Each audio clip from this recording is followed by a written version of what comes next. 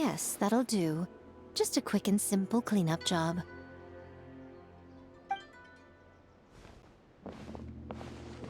Ah, little one, you're just in time.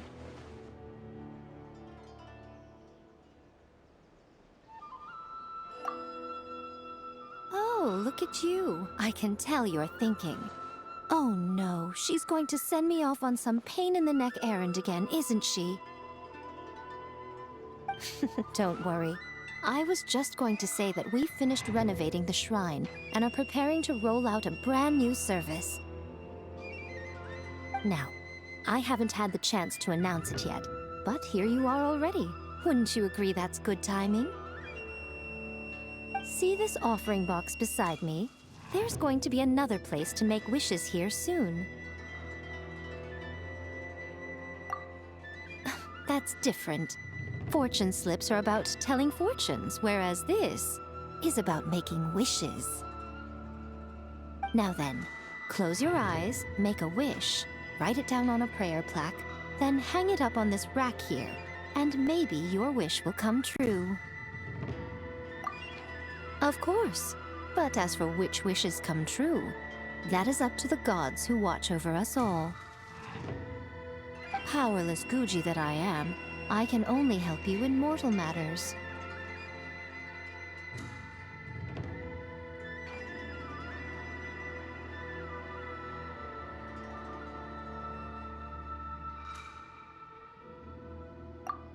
If that's what you wish for, then why not try it out? Here, take this fortune paper. It's left over from writing fortune slips. You can have it. Try writing your wish there. That might make it more likely to come true. When have I ever lied to you? Hurry up now, little one. It's time to make your wish. Remember to write your wish on the fortune paper, then stick it to the prayer plaque and hang it on the rack. After that, your wish will be made. Yes, nice and solemn. Very good. All right, little one, back to business with you. Remember to keep your ears pricked and your eyes open. After all, the person you wish to meet might just be sitting at some noodle stand, having themselves a lovely bowl. And bring me back one while you're at it.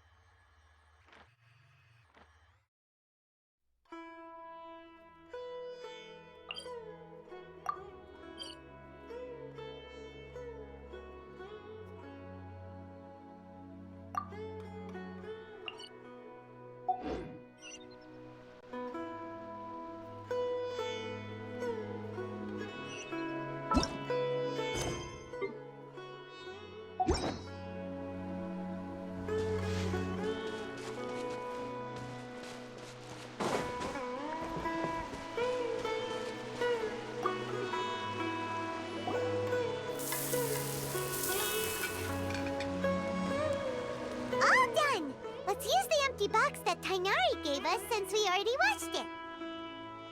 Oh, it smells amazing! And the box is a nice touch too! Let's go serve this up and start eating with Hypatia!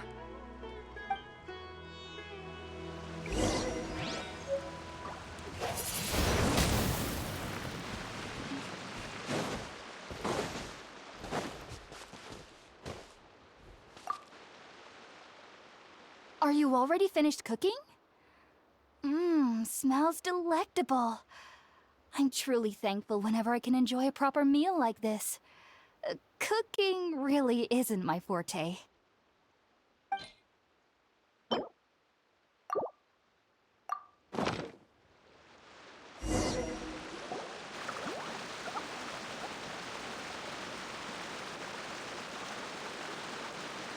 Even though everything you mentioned was in Tainari's letter, it's still hard to believe you were able to connect with Irminsul immediately after smelling Spiritborn eel for the first time.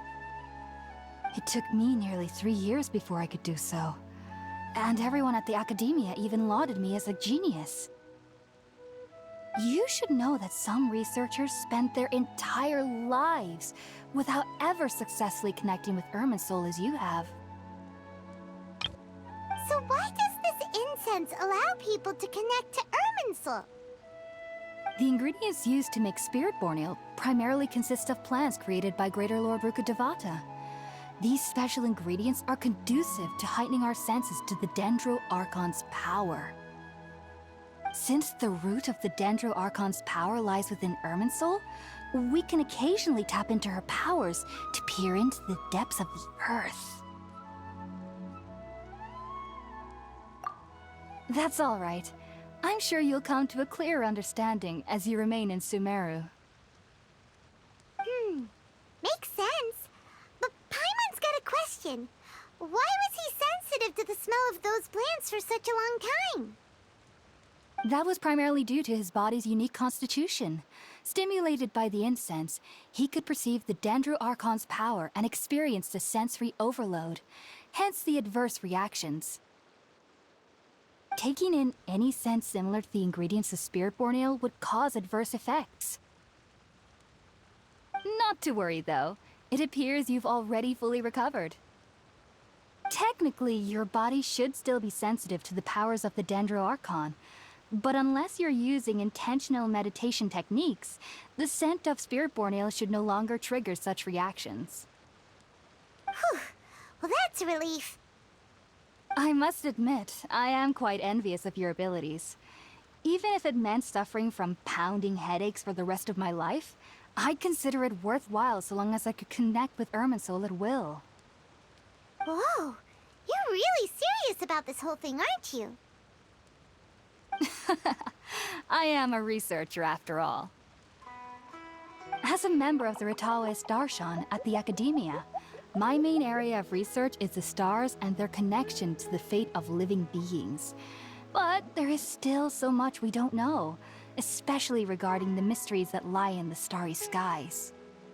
Which is why I must turn to the all-knowing Irminsul for answers. If only my perception wasn't so limited. Unfortunately, I cannot guarantee that my every attempt to attune with Irminsul will be successful, or that doing so will leave my consciousness intact.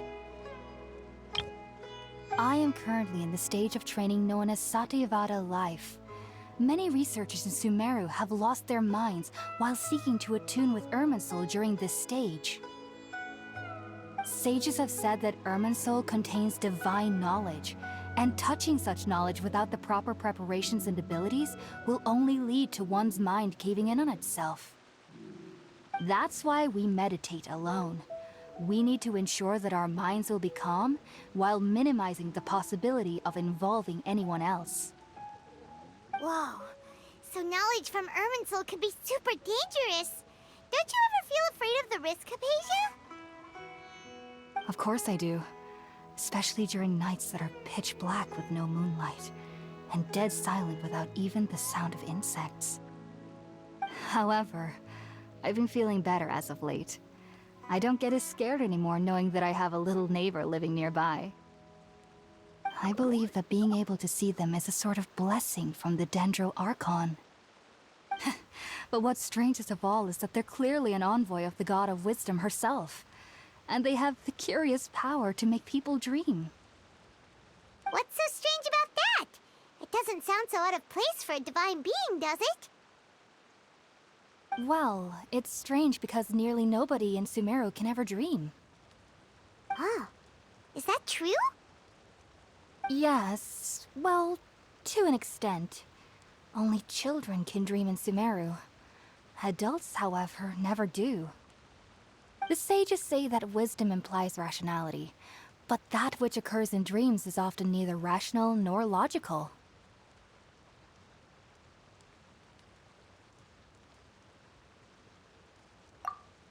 Yes, if one struggles with anxieties, those emotions could influence their dreams. The fact that the people of Sumeru do not have dreams is seen as a blessing by the sages. They believe that Greater Lord Rukkhadevata, the god of wisdom, is keeping us away from the foolish delusions you encounter in your sleep. I was born into a family of scholars in Sumeru City. Ever since I was a child, my parents would always tell me that I'll know I've grown up once I stop dreaming. I studied hard, enrolled as a student in the academia, and went on to become a researcher. Sure enough, I never dreamed again. But then, on the day I scared the little Aranara, I suddenly saw a dream again. It was incredible. Though I don't exactly remember what I saw, I clearly recall the feeling. I suddenly felt like I was a child again. Back then, I was foolish and ignorant as any youth would be, but I was free of fear. Maybe dreaming isn't as bad as we've made it out to be. Just be sure not to speak of this if you travel to Sumeru City. They'll look at you as if you've lost your mind. So, do you have any thoughts about the things he saw when he connected with Irminsul? Sorry. I'm afraid I don't have any answers as of now. All I can say is that what you saw is a memory contained within Irminsul itself. World forget me. What could that possibly mean? If only I could ascend past Satyavada life and begin Paripurna life. I might have some more answers for you. If you two are ever in the area again, please be sure to come and see me. There's no need to be thanking me. You two are my saviors. Besides, I'm already looking forward to tasting some more of your cooking. Now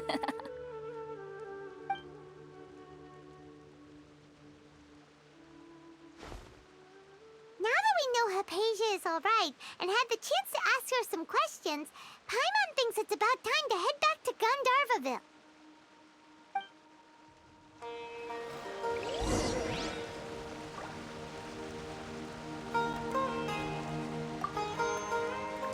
Heading out, I see? If there's anything else you'd ever like to ask about, you know where to find me. Even though that little neighbor of mine was able to induce a state of dreaming, I doubt they were able to control the actual contents of the dream.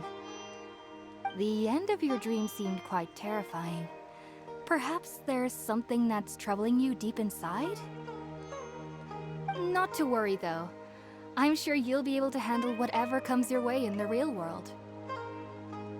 As someone from Sumeru who cannot dream, I needn't ever worry about nightmares. But lately, I've started to feel that I'm somehow missing something without dreams. It's a little hard to explain. Heading out, I see?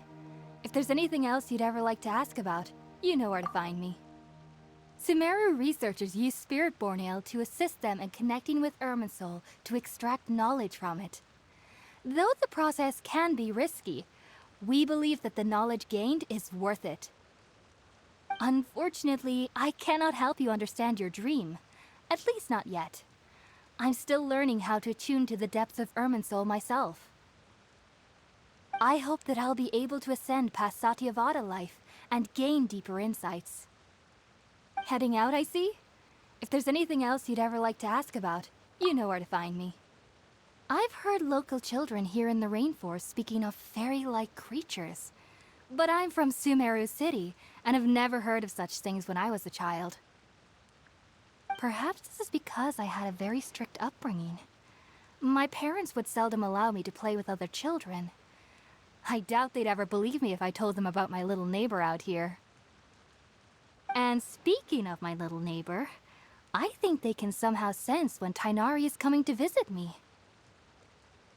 I've noticed on several occasions that as they're playing under the trees, they'll suddenly tense up and scamper away for no apparent reason. Shortly after they do this, Tainari always shows up here. Perhaps I should ask Tainari about this the next time I see him. Heading out, I see? If there's anything else you'd ever like to ask about, you know where to find me. Take care. Do remember to come visit anytime you're in the area. I would be happy to chat with you.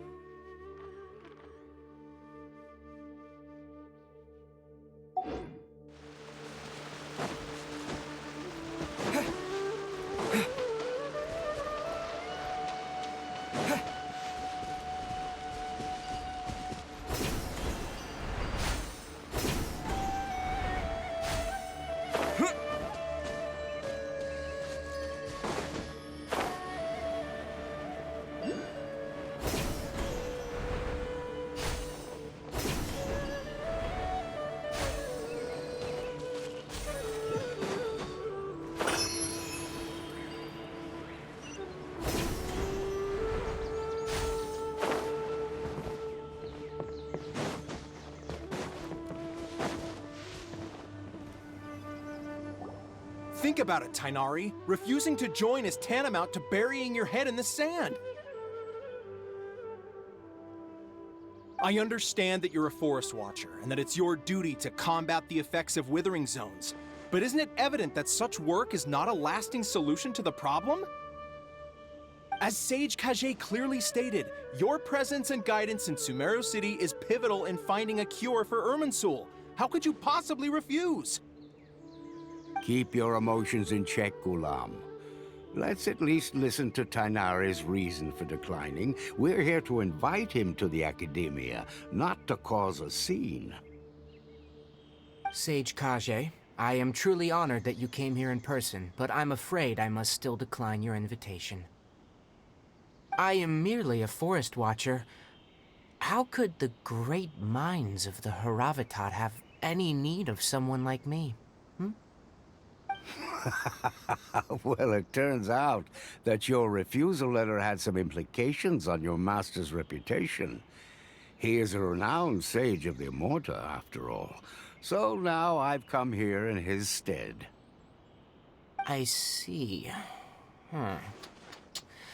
Well, I figured that given his temper, he would come here and berate me personally. Tainari, your master is an integral part of this effort, and now he requires your assistance. And what exactly does my master need of me, Sage Kage? You'll know once you've arrived in Sumeru City, that is. And, how long will I be required to stay? There's no definite answer as of now. Do you mean to tell me that, despite coming all the way here to Gandharvaville, you still can't answer the questions I laid out in the letter to my master? If that's the case, then I'm afraid I cannot give you a definite answer either. Tainari, but you... So be it. Come, Ghulam, we're leaving.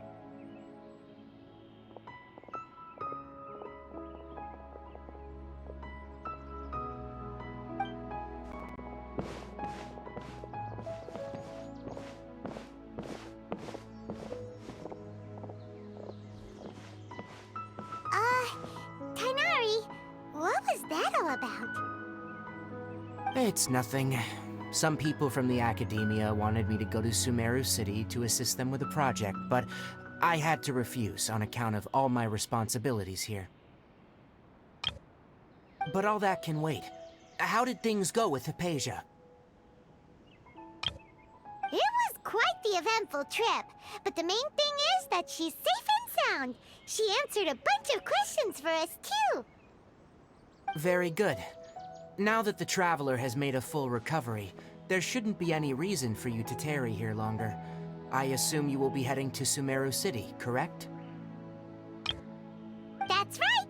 We want to meet Lesser Lord Kusanali and ask her for advice. Do you have any idea on how we can find her? Sorry, I'm afraid I don't have any advice for you there. Well, do you at least know anyone we can try asking in Sumeru City? Let me think. My trips to Sumeru City have been fairly short, and most of my acquaintances are researchers. Oh, how about this? I'll write you a letter of introduction that you can give to a researcher I know. He's from the Amorta Darshan and is adept at gathering information. Asking him might prove worthwhile. Also, when you enter Sumeru City, you'll probably end up receiving something like this item here. I'm not sure if it will ever come in handy for you, but maybe you can give it a try. Oh? What is it? It's called an Akasha Terminal. It's a tool produced by the Academia that utilizes the legacy of Greater Lord Rukkhadevata. Some say that this item is the very basis of Sumeru's reputation as the City of Wisdom. Needless to say, this device and its usage fall under the Academia's expertise, so I'll leave it to them to show you how to use it. Great! Next up, Sumeru City! But wait, before that... That's right! Tainari, we have something important to say to Kale before we leave. Is she doing better now? Yes, she's doing much better. After being confined to her bed all this time, I thought a little walk would do her some good. Last I saw her, she was taking the path towards the North Crossing. She knew you two would be leaving soon, so she must have wanted to see you off. Thanks, Tainari. All right, let's go! Farewell, and good luck to you both.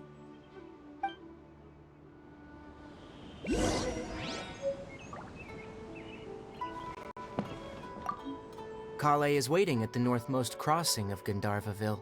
You should be able to find her there. Don't you worry about Kale. I'll look after her. I'll find a way to understand the relationship between the withering and her disease. Kale is waiting at the northmost crossing of Gandharvaville. You should be able to find her there. It seems there's a major project underway at the Academia, and my master has also joined the effort. But I can't afford to leave Gandharvaville now. Things are not going well here in the rainforest, and Kale needs someone to watch over her. Besides, I never was one for all the pomp and circumstance of life at the Academia. Given that my master hasn't come to give me an earful personally, it seems that my presence is not as sorely needed as they make it out to be. In fact, the letter he sent me was uncharacteristically polite.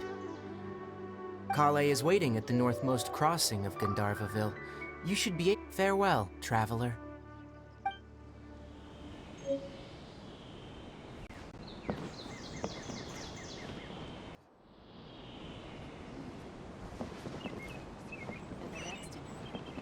I think I'll start with these questions.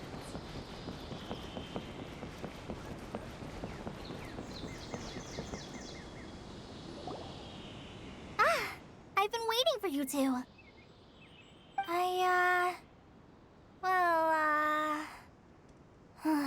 Never mind. I guess I should just wish you two a safe and successful journey. Thanks for waiting here just to see us off, Kale. We're headed to Sumeru City.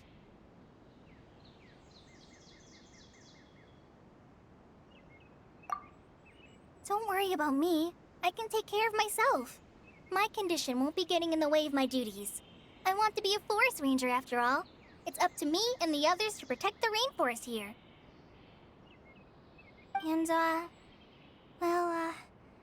I'm sorry. I should have told you both about my condition when we first met.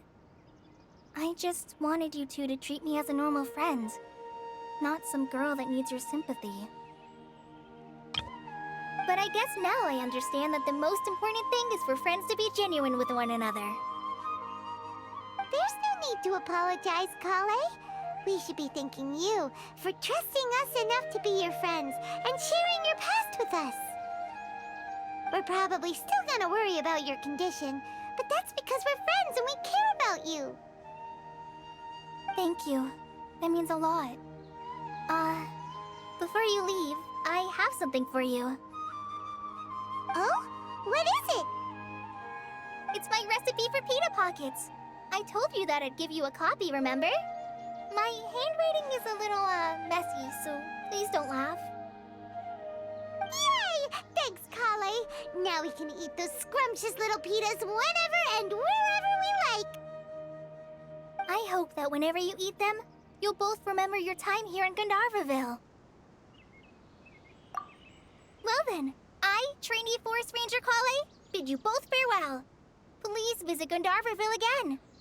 The Rangers will always be ready to assist you here.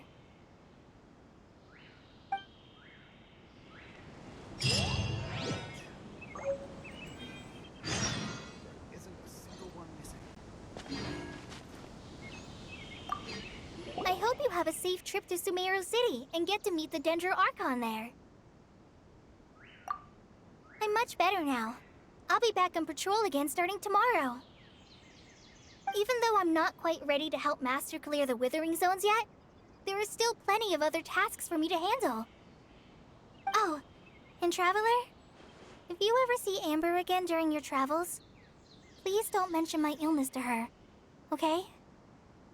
Amber knows about my case of Elazar and what's happened in my past, but I haven't told her about my condition getting worse. I guess I just don't want her to worry about me. If the need arises, I'll tell her about it myself. All right, we understand, Kale. I hope you have a safe trip to Sumeru City and get to meet the Dendro Archon there. Kinda hard to believe that Master Tainari can cook, isn't it? His culinary techniques are very polished, but his taste is a little, unusual. It's not really his fault, though. He just has a sensitive tongue and nose, so he prefers much lighter flavors. The last time I went a little too heavy on the spices for my pita pockets, Master started having a sneezing fit. Of course, I never heard the end of it after that. I hope you have a safe trip to Sumeru City and get to meet the Dendro Archon there. See you later! Be sure to come back often. Even though Master didn't admit it, I'm sure he wants to see you again.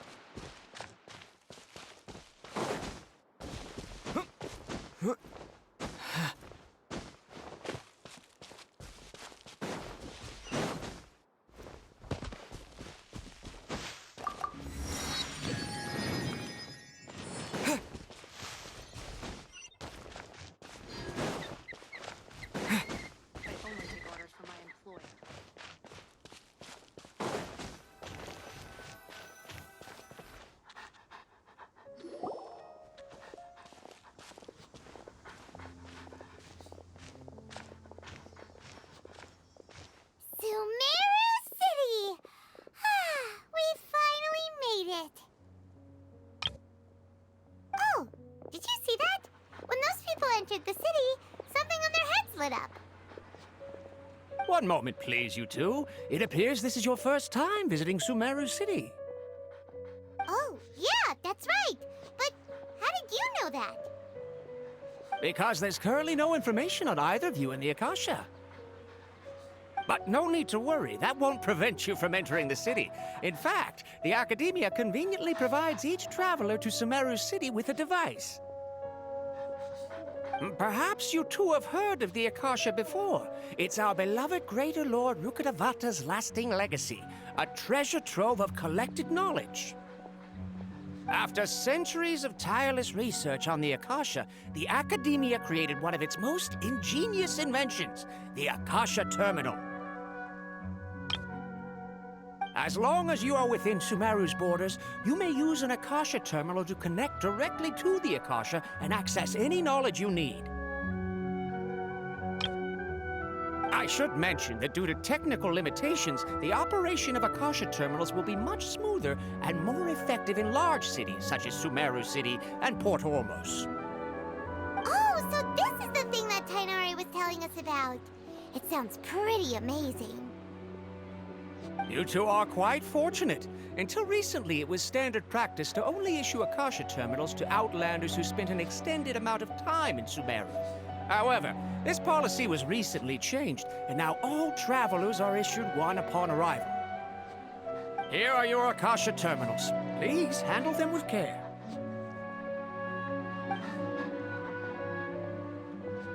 It kinda looks like a leaf. To activate it, simply hold it in your hand and say the following phrase to yourself. May the mighty God bless us with their voice of wisdom. Oh, since this little doodad lets you access knowledge, maybe we can use it to find a way to meet Lesser Lord Kusanali. Let's give it a try. May the mighty God bless us with their voice of wisdom.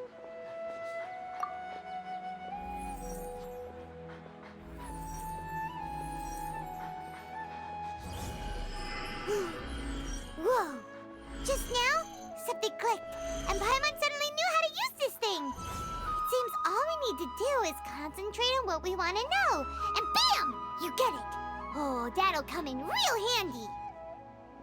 Exactly. That is the power of the Akasha. And with that, let me officially welcome you both to Sumeru City. May the wisdom of the Dendro Archon always be your guide. Okay, now that we're in, we can check the Akasha about Lesser Lord Kusanali. Let Paimon try. 500 years ago, the sages found a newly born deity from within some scorched ruins. The deity now resides in the sanctuary of Suristana. Okay, next, let's concentrate on asking how to meet her. Huh? Paimon doesn't sense anything. The Akasha didn't respond to Paimon's question.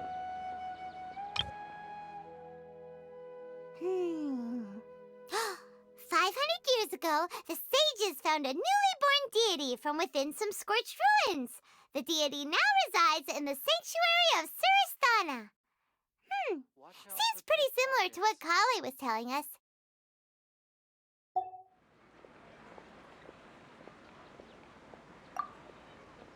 Oh, come on! Ugh. Focusing on this question feels like when you have something you're trying to remember and it's on the tip of your tongue, but you just can't think of it. Ugh. Paimon's brain is exhausted.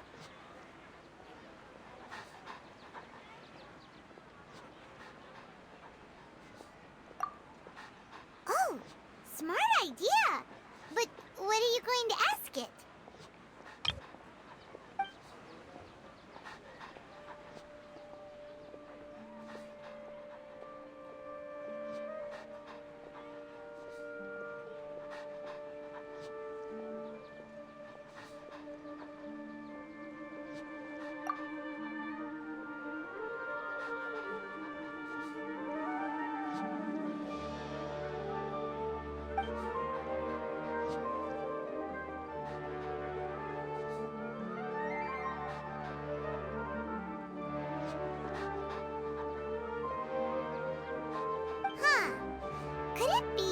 because we're Outlanders and we've only just arrived in Sumeru? You know, maybe we're not qualified to receive an answer to this sort of question or something.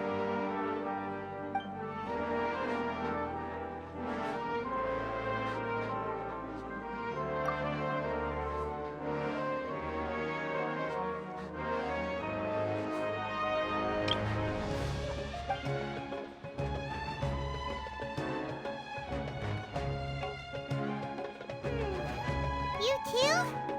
Well, glad it's not just Paimon.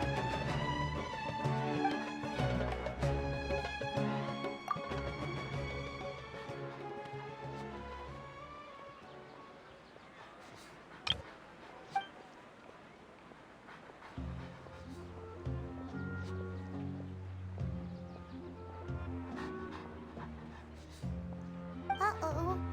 Paimon's getting all teary-eyed all of a sudden. It feels like the people of Sumeru really missed their Archon. Well, seems no matter which way we try, we can't find anything that'll lead us to Lesser Lord Kusanali. Guess our only choice now is to try meeting with the researcher that Tainari recommended. He's from Sumeru and even has a position in the academia. Maybe he'll be able to access more info from the Akasha. Let's see. Tainari wrote an address on the letter's envelope. Oh, it's not far from the city's gate. Let's head over and have a look. Hopefully he's at home.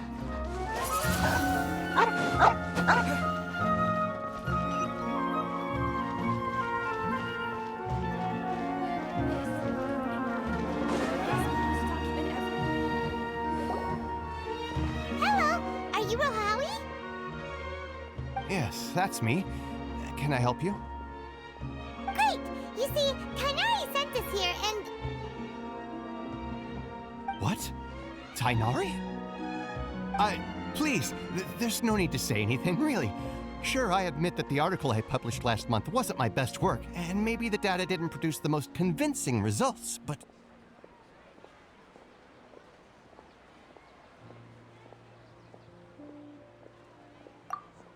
Here! This is a letter from Tainari! Oh, let me see. Oh! Ooh, what a relief. You two nearly scared the life out of me. So you two just have some questions for me? Seems even Tainari acknowledges my innate ability for procuring information. So, what is it you two would like to know? We want to meet with Lesser Lord Kusanali. Do you know a way we can do that? You mean you want to meet the Dendro Archon herself? This isn't exactly my area of expertise, but let me see what I can find in the Akasha.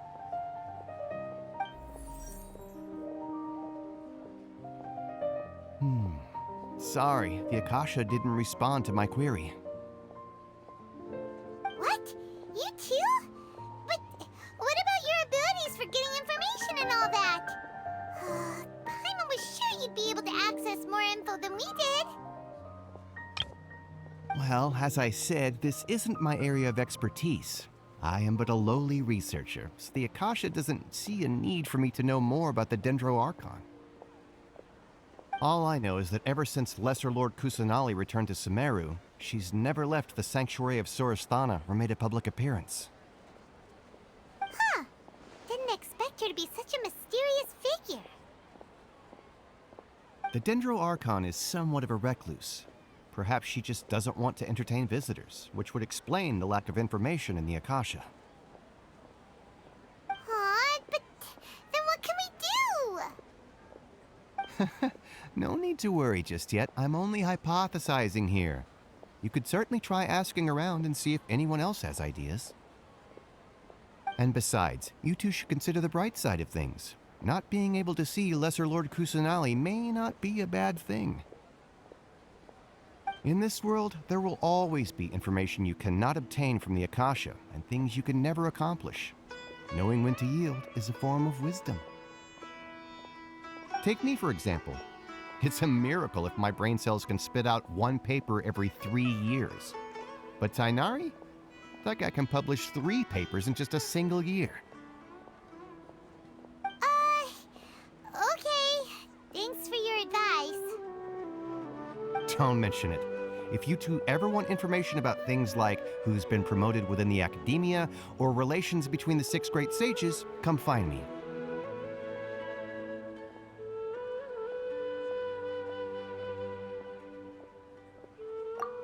Hey, come on.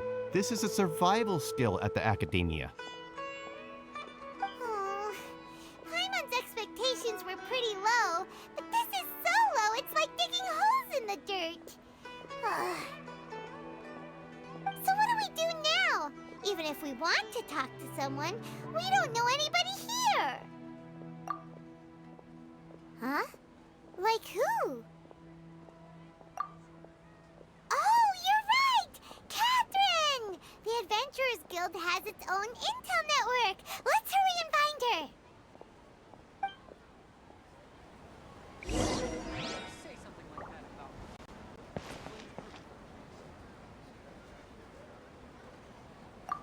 Anything else you'd like to ask about? Sage is the highest rank for an academia researcher. Since the institution's founding, each of the 6 great sages represent the finest mind and leader of their respective darshan. One grand sage is chosen from among the 6 sages to serve as the head of the academia. The current one is Sage Azar of the Rotawahist darshan. Since ancient times, the sages have contributed immensely to Sumeru. The widespread usage of the Akasha is thanks to their hard work. Anything else you'd like to ask about? I just knew you'd be curious about that. Although the 6 darshans conduct research in different disciplines, their sages frequently interact with one another when managing academia affairs. In the Immorta, our leader is Sage Nafis. His temper is legendary. We researchers are terrified of him, and even the Grand Sage gives him some leeway. He hasn't shown his face lately, though. Rumor has it that he's currently involved with some major project. Thankfully, he's been so busy that I was able to publish a paper. Anything else you'd like to ask about? See ya. Take a page out of my book and learn to look on the bright side of things.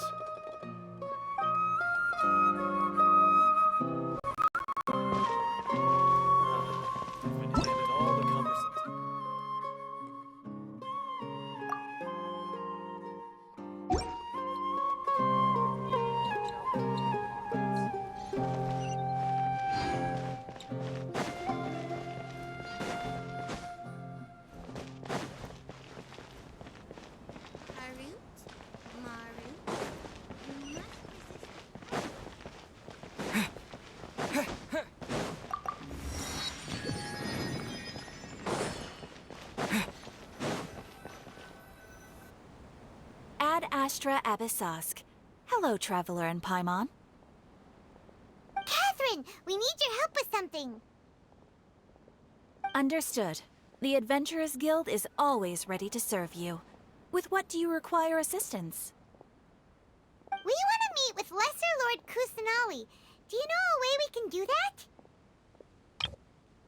You two wish to meet with Sumeru's Archon. Understood. Please wait.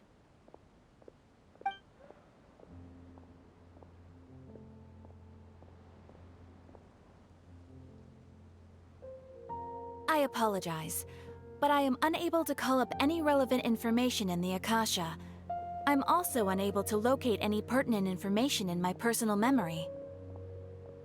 Aww, another dead end. Well, if Catherine can't help us, then we really don't know anyone else to ask now. Please do not worry. I may know of someone who can help you two. In Sumeru, the Adventurers Guild does not serve as the vanguard of information. Rather, there are numerous active mercenary groups collectively known as the Eremites. They take on various contracts and work all across Sumeru, so they naturally accrue intelligence. An Eremite brigade called the Corps of 30 is in charge of Sumeru City's defenses. Not only are they the oldest brigade, but they are responsible for managing and coordinating the affairs of all other mercenary brigades. Corps of 30? What a weird name. Supposedly, they are named as such because their ranks numbered 30 at their inception. Asfand, an advisor with the Corps of 30, maintains good relations with the Adventurers Guild. Though he's already retired, he and his words carry great weight within mercenary circles. If you'd like to get in contact with him, you can find him at the Corps of 30's headquarters, the Citadel of Rexar. You're welcome. I wish you two the best of luck. We look forward to your exploits in Sumeru.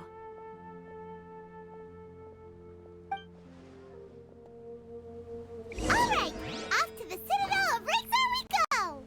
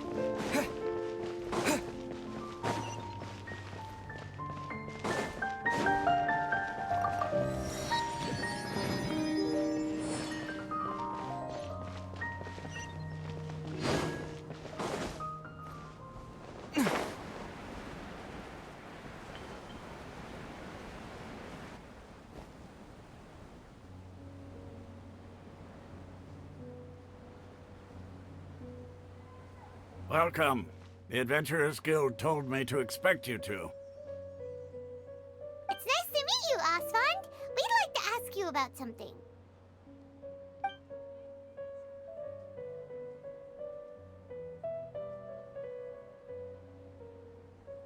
I see. So, Catherine's the one who sent you this way. Ha! It's true that the Eremites' network is vast, but even I can't help you meet the Dendro Archon. Wait, seriously? That's it?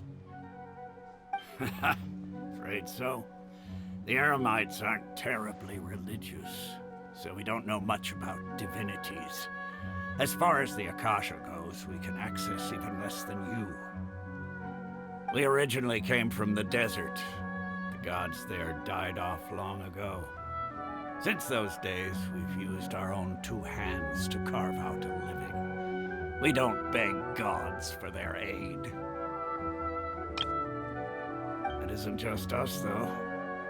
If you ask me, I think most in Sumeru aren't interested in Lesser Lord Kusanali. Oh? Why's that? Just take the Academia, for example. They're the ones who truly rule Sumeru. Although they believe in gods, most of them only care for the late greater Lord Rugadavada. In their eyes, she was the one who founded Sumeru, and gifted us with the Akasha. Lesser Lord Kusanali just happened to inherit her legacy. Because of the Academia's influence, most citizens are more familiar with Greater Lord Rukkhadevada and hold her in greater esteem. Not to mention that Lesser Lord Kusanali never makes an appearance, and the Academia never announces anything about her. As far as the people of Sumeru are concerned, she's just a god that exists. And that's all. Really? Aw. After hearing all of that, Paimon sort of feels bad for Lesser Lord Kusanali. Ha! But who knows? We're all just guessing when it comes down to it. Besides, I'm sure the God of Wisdom doesn't worry about her reputation among people like us. All right. Well, thanks for the info, Osfond. No problem. Always happy to help out the Adventurers Guild.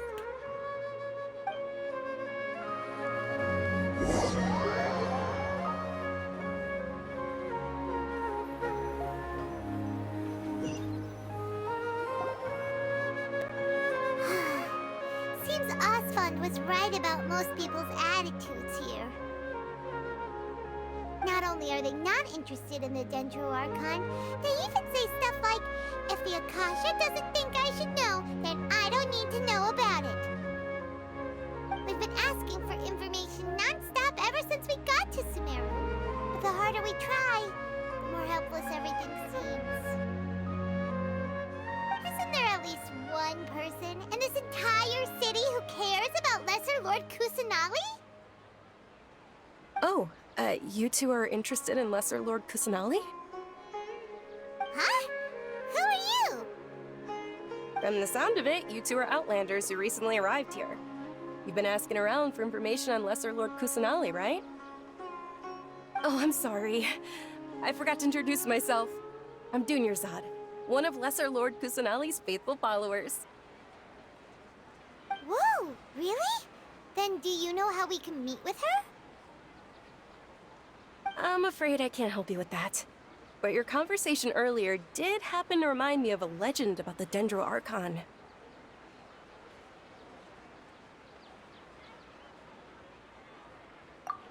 Sure. It goes like this. Long, long ago, there was a man who heard a prophecy. It predicted that a great calamity was about to befall him. Panicked by what he heard, the man sought out the Dendro Archon in hopes that she would bless him with the wisdom to help him escape his predicament.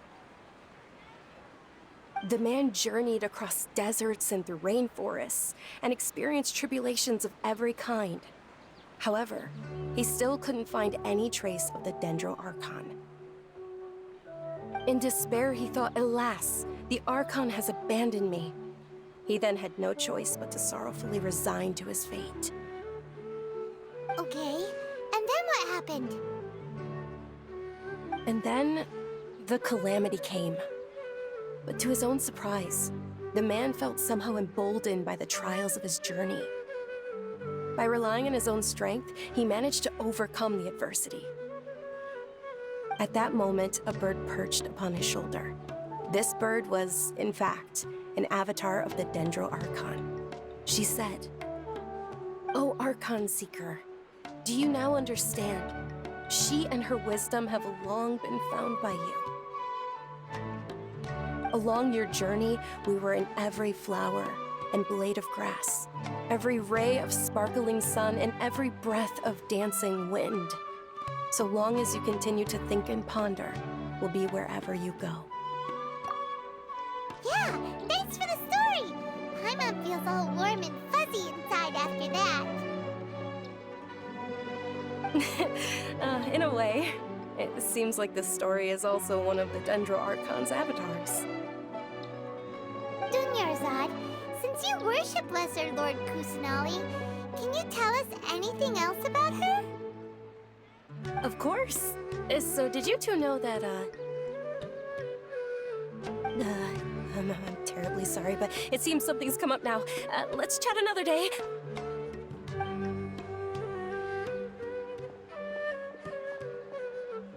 Hey, wait! What the heck just happened? It looks like they're searching for someone. Dunyarzad was acting super nervous just now. You think they're looking for her? This stinks! We finally managed to find a lead about Lesser Lord Kusanali! We can't let them get in the way now! Let's see if we can get rid of them. Then we can catch up with Dunyarzad! Hey, have you two seen a brown-haired girl wearing a purple top and a long blue dress? We're looking for her. Did she have bandages wrapped around her wrists? Yes, that's her. Did you see which direction she went? Yeah, she went that way. Quick, after her!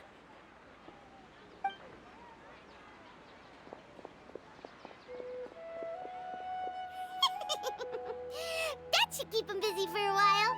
Let's hurry and find Dunyarzad.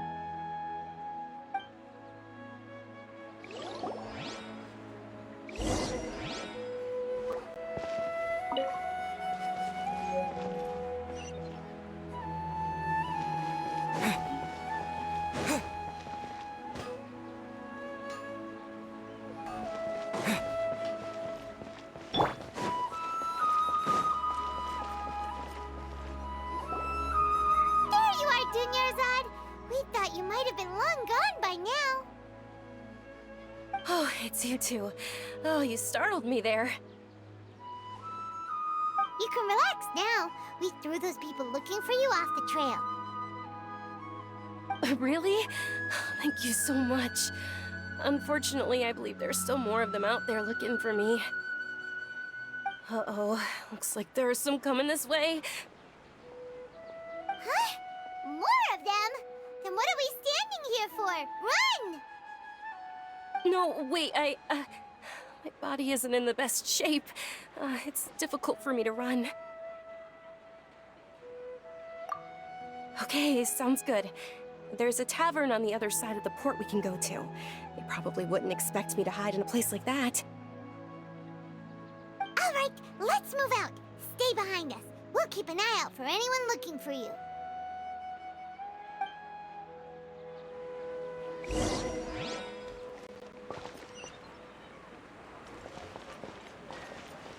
I'll race you there.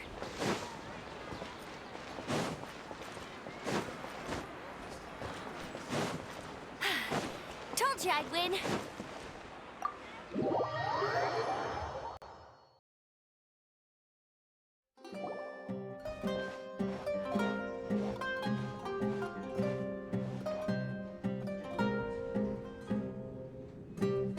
We made it.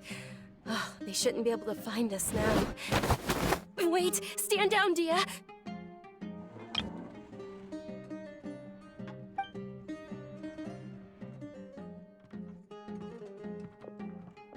My lady, who are these two? They're travelers that I met on the street just a moment ago. They happened to notice that you were all searching for me, so they helped me hide. I see. In that case, you two should scram. There's nothing here for you. Wait a sec! Who the heck are you? And why are you shooing us away? I'm Miss Dunyarzad's bodyguard, here to see that she returns home safe and sound. My lady, let's get going. You've been gone for so long that your parents are worrying themselves sick. And if I refuse to go with you? It'd be easier for the both of us if you cooperated. But if you insist on not going, then I'll have to carry you like a sack of potatoes. Hey! Dunyarzad already said she doesn't want to go back. Why are you still pushing her? Stay out of this. You don't understand the situation. Sorry, my lady. Even though I'm your bodyguard, your parents are my employers. I have to answer to them. How much? Wait, what? How much more do I have to pay you to become your employer? So you never listen to my parents ever again. Double? A triple?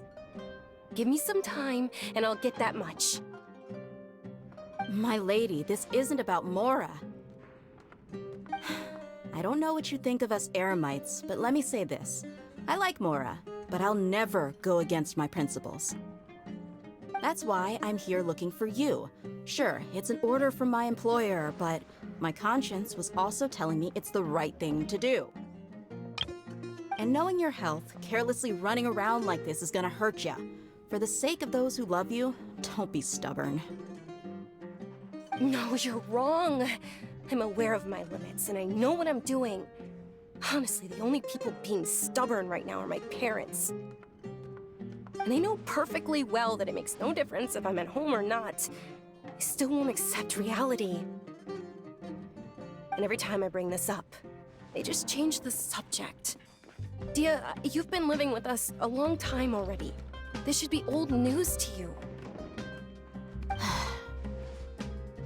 Dia, I know it hasn't been easy for Mother and Father, and I'm grateful for everything they've done for me. But there's someone else in this world I'm also grateful to. Because she saved me. The love I have for her is the same I have for my parents. This is my life and my last chance. So I want to do something meaningful. My lady, are you sure what you're doing now is meaningful? Yes, I'm sure. At least, it is to me. Fine, I won't ask you to return home anymore. But let me make something very clear. I'm only doing this because I respect your determination, not because I agree with you. Thank you, Dia. Sorry for being so rude just now. My nerves were acting up. And I even brought up your payment in such an offensive way. Don't worry about it, my lady. I did say that I like Mora. Besides, that's our next topic of conversation. Today's little excursion caused such a ruckus that every single bodyguard at the estate was deployed. It wouldn't be easy to hide things from your old man. Since this definitely won't be your last escapade, here's a little tip. You should at least make it look like your room and things are still in order when you leave. Also, you'll need someone to cover you for when you're out and about. So, I'll let you hire me, my lady. This way, everyone wins. As for the pay, let's say half of what your father pays me. We can settle the bill when we return to the estate. Okay, deal. Yay! Looks like they've reached an understanding.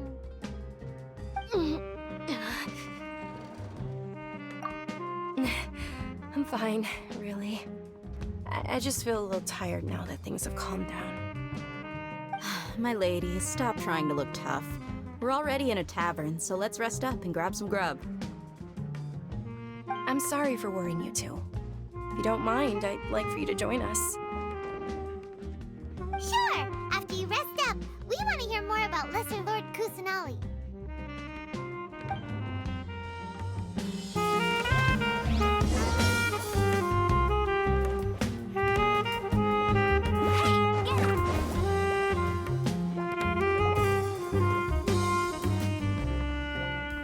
Ha!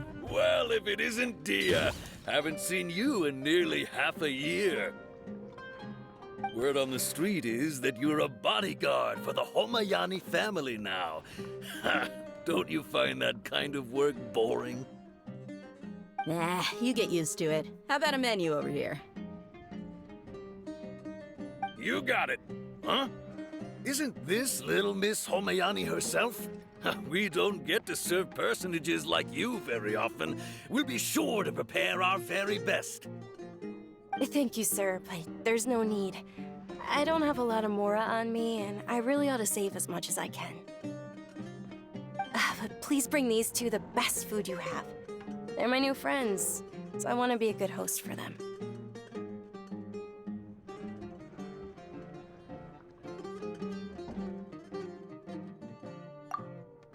Wait, we're paying for ourselves now? Aw, Paimon kinda wanted to try something fancy Paimon will settle for something ordinary. How about our charcoal-baked Agelenach cakes? They're our signature snack, and they run cheap. Look, other customers over there are eating some now. They look kind of burnt and dry. Paimon will pass.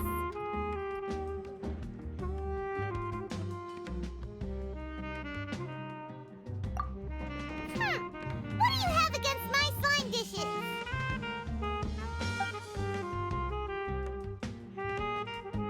Dunyarzad, we asked a lot of people when we first arrived, and almost nobody was interested in Lesser Lord Kusanali. So, what made you want to follow her? Well, remember when you asked me if I knew how to meet the Dendroarchon? Even though I don't know how, I think I've actually seen her before. Huh? Really? Yes, it was when I was a child. At the time, my illness had kept me bedridden for the better part of a year. I was stuck inside and couldn't make any friends, and my parents did their best to find treatments for me. But even then, the Akasha didn't have any helpful information. My younger self no longer had any hopes or dreams. One flare-up was so bad that I was in a semi-conscious state for several days. Then one night, I woke up alone in my room. I was terrified. My body was paralyzed. Even if I cried, there was no sound. At that moment, an ethereal voice spoke in my mind. Dunyarzad, don't be scared. You don't have to cry. Dunyarzad, don't be scared. You don't have to cry. Who are you? How do you know my name? How do I explain this? You might not be able to understand, but actually, I know everything about you. Really?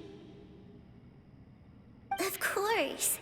I know that you're scared of thunder, that you hate taking medicine every morning, and that you love counting the petals on your mom's skirt. Wow, you really do know everything. Dunyarzad, is there anything you want? Want? Not really. I can't go anywhere or do anything. Huh?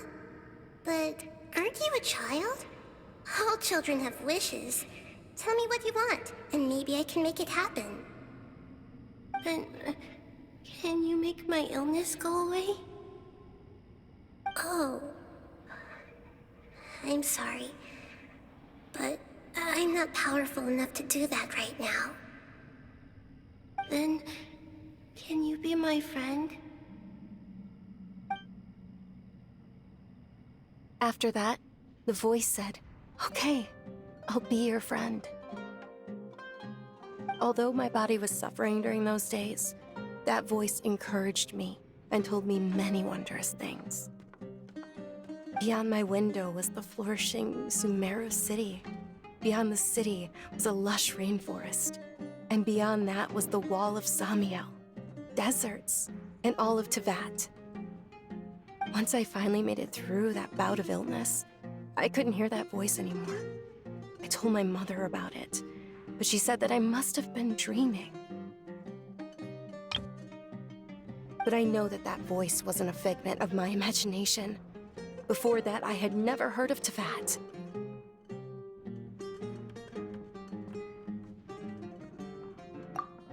Yes, for sure. If it weren't for that voice, I would have never grown curious about the outside world, nor would I have learned how to read and enjoy so many books. That voice sparked a desire for wisdom. It had to have been the Dendroarchon. I've been hoping for a chance to repay her kindness. In fact, I was running around today to help prepare the Sub-Zerus festival for her. What's the Sub-Zerus festival? It's Lesser Lord Kusanali's birthday, which was the day that she was found by the sages. It's actually an old holiday that originally celebrated Greater Lord Rukkhadevata's birthday.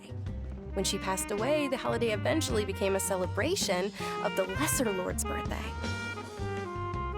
I heard everyone was overjoyed when they welcomed her back to Sumeru. In those days, the festival was a huge deal. But because of the academia's influence, people have gradually lost interest in the festival. The academia actively participates in Sumeru's many holidays dedicated to Greater Lord Rukkhadevata. But when it comes to the Sub-Zero's festival, forget any funding. They practically act like it doesn't exist. Maybe they see Lesser Lord Kusanali's birth as confirmation of Greater Lord Rukkhadevata's death, so they're reluctant to celebrate it.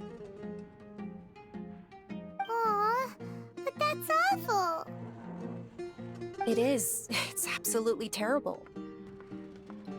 Sure, the Greater Lord founded Sumeru, but hasn't Lesser Lord Kusanali been the one quietly protecting us for the past few hundred years? Just remember that we're still out in public. Don't get too carried away now.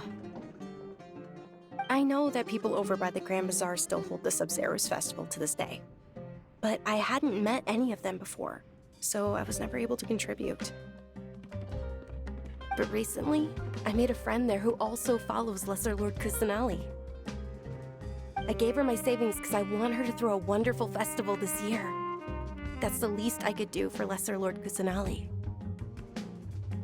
Hold on, my lady. Does this friend happen to be Nilu, the one who sends flowers to the estate? Yes, that's her. I saw her leaving the other day with a nervous look on her face. It seemed like she was hiding something in her arms. Did you give her something? Yes. Initially, I didn't have much more prepared, so I had Nilu sell one of my skirts. I've agreed with Nilu to meet up at the Grand Bazaar today, and see how things are coming along. Dia, would you accompany me? Sure. That's quite the trip, though. I'll carry you. No, that would be too much, even for you. You might as well just accept the lift. If I let you walk, who knows how long it'll take us. And if anything happens to you, then I'd really never hear the end of it from your father. But of course. Nilu will be thrilled to hear there are more people interested in Lesser Lord Kusanali.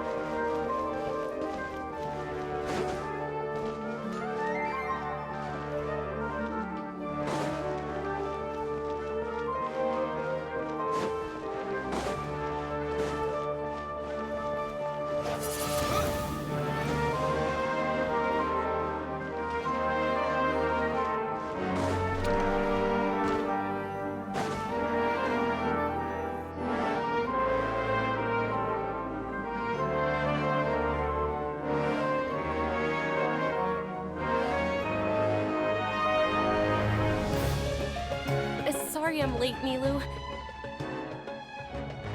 Oh, Dunyarzad. It was taking you so long that I assumed you got trapped at home, but you made it in the end.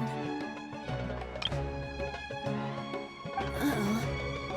But if Dia's here, that means you got caught, right? You could say that, but everything worked out. She's on our side now.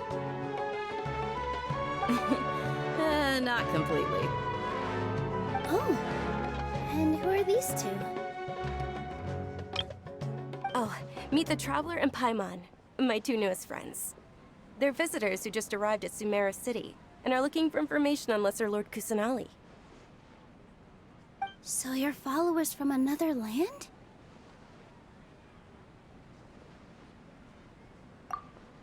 That's wonderful. You two absolutely mustn't miss the Sub-Zerus festival. By the way, Dunyarzad, we've already started decorating the Grand Bazaar. It looks spectacular, thanks to your generous contribution. You're very welcome. It's the only thing I could do. Do you still have enough Mora?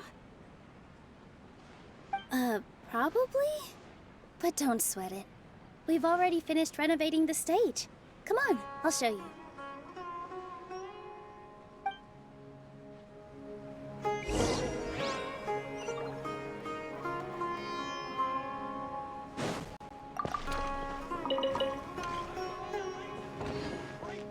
Windblade!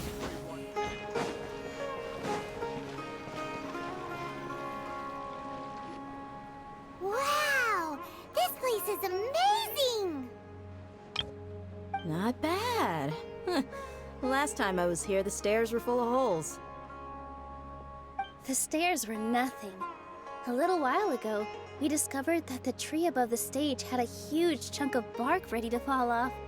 Mr. Zubair was worried sick.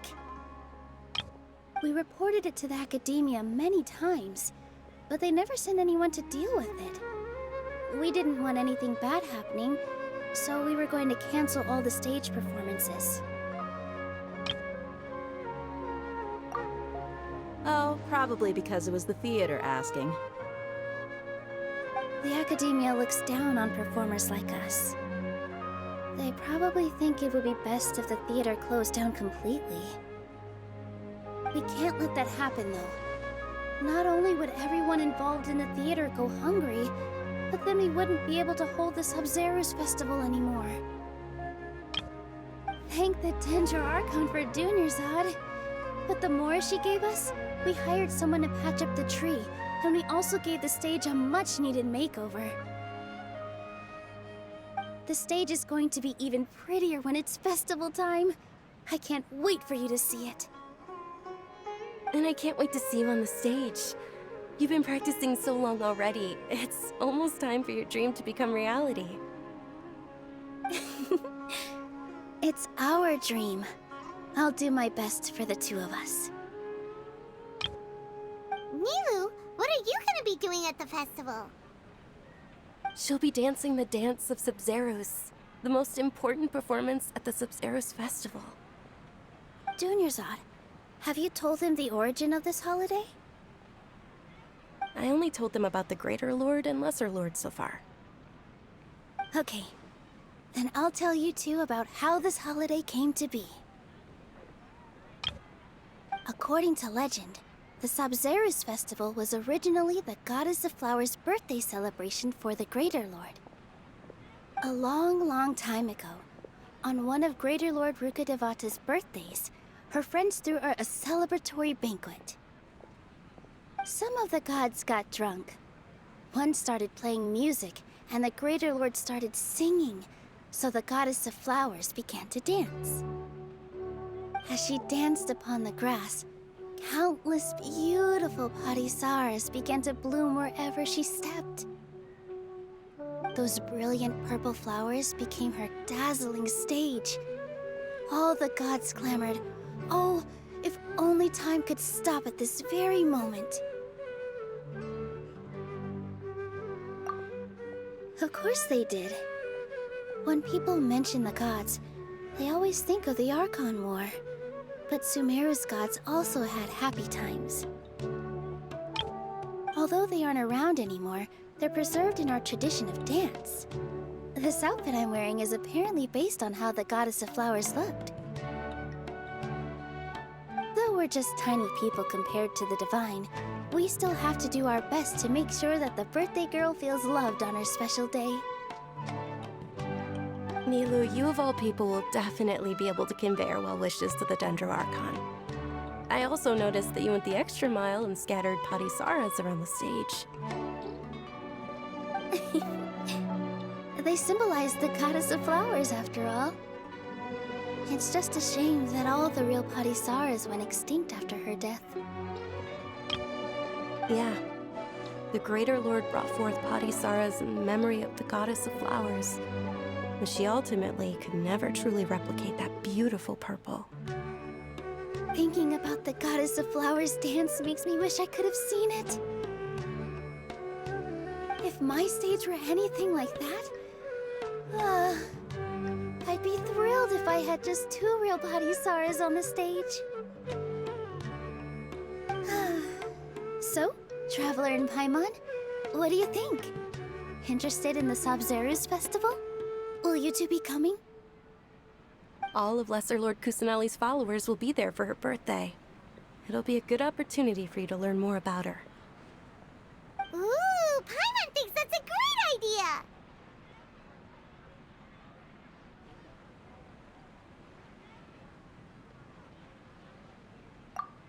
Hey, come on! There's nothing wrong with enjoying a festival.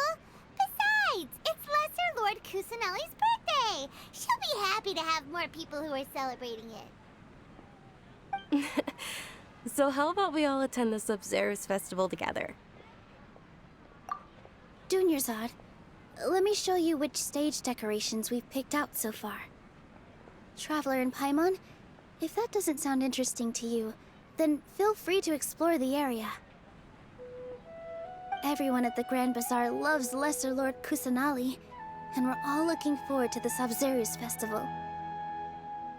In that case, we'll take a look around.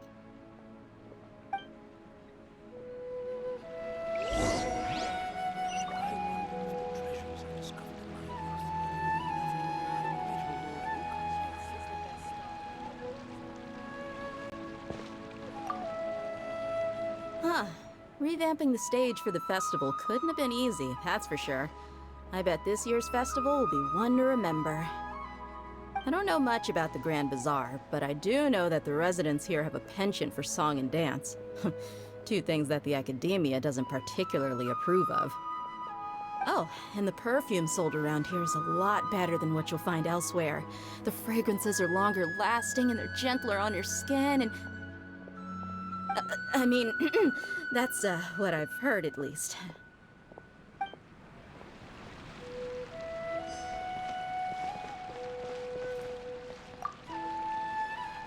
Things are really shaping up, and there's a buzz around the festival this year. We're expecting people from all over to come by this year and buy things during the festivities. Don't be fooled into thinking that Sumeru City has the best of everything. Some festival snacks are only offered here in the Grand Bazaar. And when it comes to musicians, dancers, or singers, the Grand Bazaar's got the best of the best. Sure, those folks at the academia might not like it, but what's a festival without song and dance?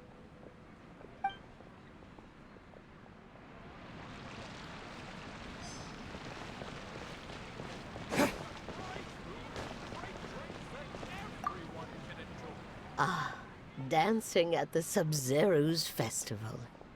You know, I also danced when I was younger. As a child, I even asked my grandmother why we performed the dance for the Lesser Lord when it was originally done to honor the Greater Lord.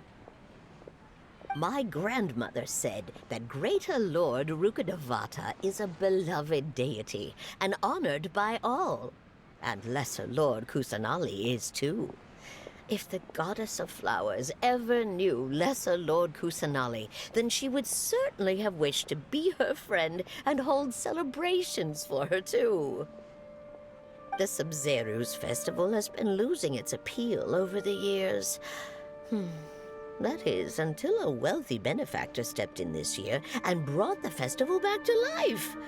I heard she forked out a lot of mora to make it all happen.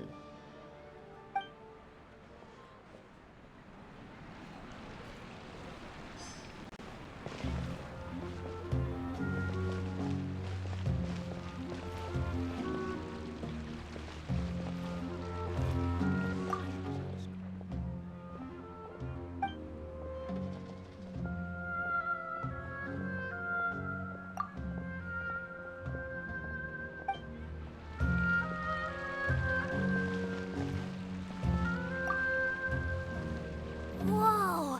What's with your yellow hair? And why do your clothes look so funny? Are you an Outlander? Did you know that the Sabzeruz festival is about to happen? There'll be loads of fun things to do at the festival. But the best part is when Ferris, the Knight of Flowers, passes out candy to everyone.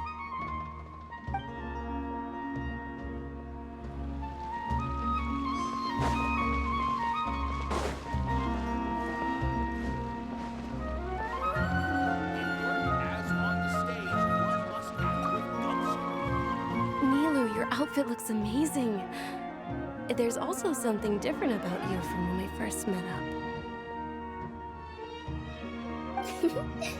I thought I'd add a little extra pizzazz to my dress for the festival. See? Wow, did you sew all that yourself? Uh-huh. Sewing is a fundamental skill for everyone in the theater company because we make all our own costumes. Did you know that Mr. Zubair not only can make costumes, but props too?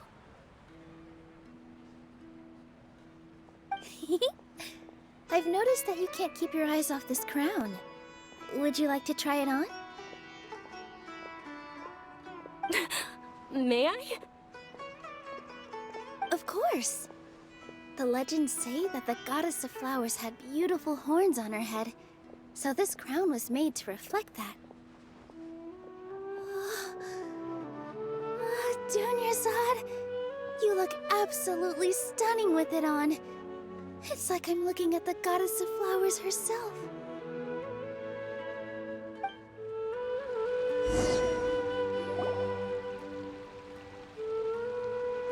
Hey! Is that who Paimon thinks it is? It looks like Catherine.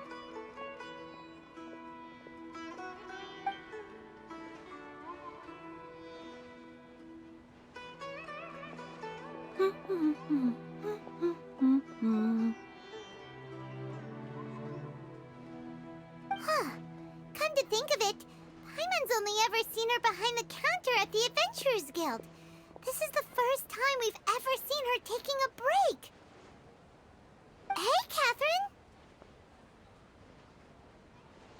Hmm? Oh, hey! It's the Traveler and Paimon! What's shaken? Whoa. Break time Catherine sure sounds a lot less formal than usual. Paimon was still waiting for her to say Ad Astra Abyssosque. Sure. Standing behind the counter at the Adventurers Guild doesn't require any complicated functions. But saying and doing the same old things over and over again can get pretty monotonous. Like watching the same Fontaine movie day after day. But take you two, for example. You travel across Teyvat to enrich your lives and gain new experiences. Well, we enjoy traveling across Teyvat and all that, but we're mainly looking for clues about his sister. Yes, you should keep searching. Sometimes the answers we're looking for aren't necessarily at our intended destination. Instead, they're found along the way. Huh. Haven't we heard someone say something pretty similar recently? Anyways, what brings you out here, Catherine? No, not particularly. I guess you could say that I'm loving the recent atmosphere here. If festivals bring happiness to everyone, then that's where their true value lies. Oh, it looks like it's about time for me to be heading back now.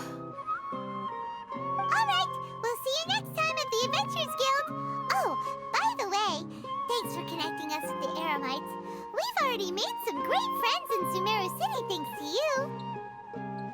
I'm sure you two will get along well with the people here. You've already been blessed by the element of Dendro after all. See you around.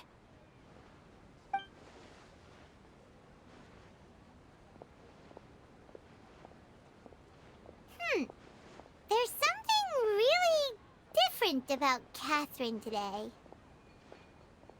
Hey, Traveler. Paimon. Oh, hey, Dia. What's going I've got something to tell ya. My lady knows you're looking for ways to meet Lesser Lord Kusanali, and she's been trying to come up with a way to help you. Well, I have an idea that might help. Are you serious? We'd love that! It might not necessarily pan out, so don't get your hopes up too much. I'll need to take you two somewhere and ask someone some questions.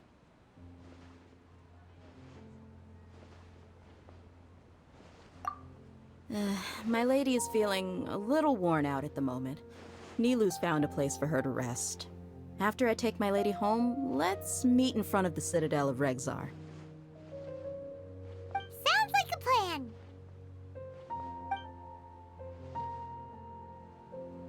Let's head over to the Citadel of Regzar and wait for Dia!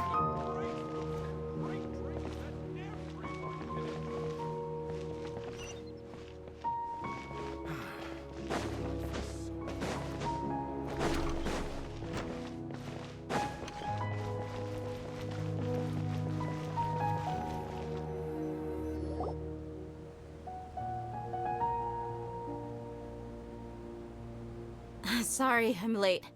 It took some convincing for the master and mistress to believe that Miss Dunyarzad was only sitting in the port for a while because she was in a bad mood.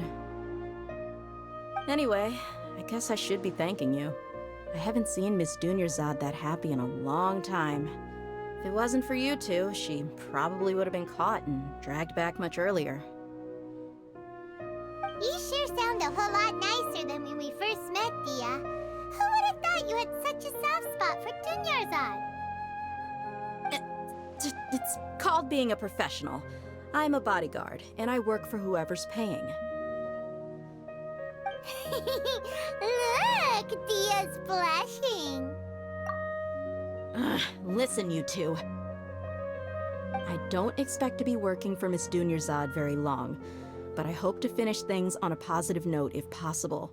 Let's cut the chit-chat and head into the Citadel.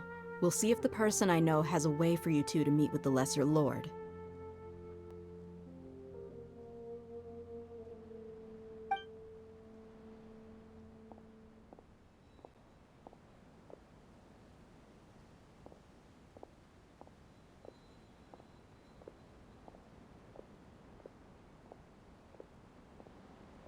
Oh, hey, Chief.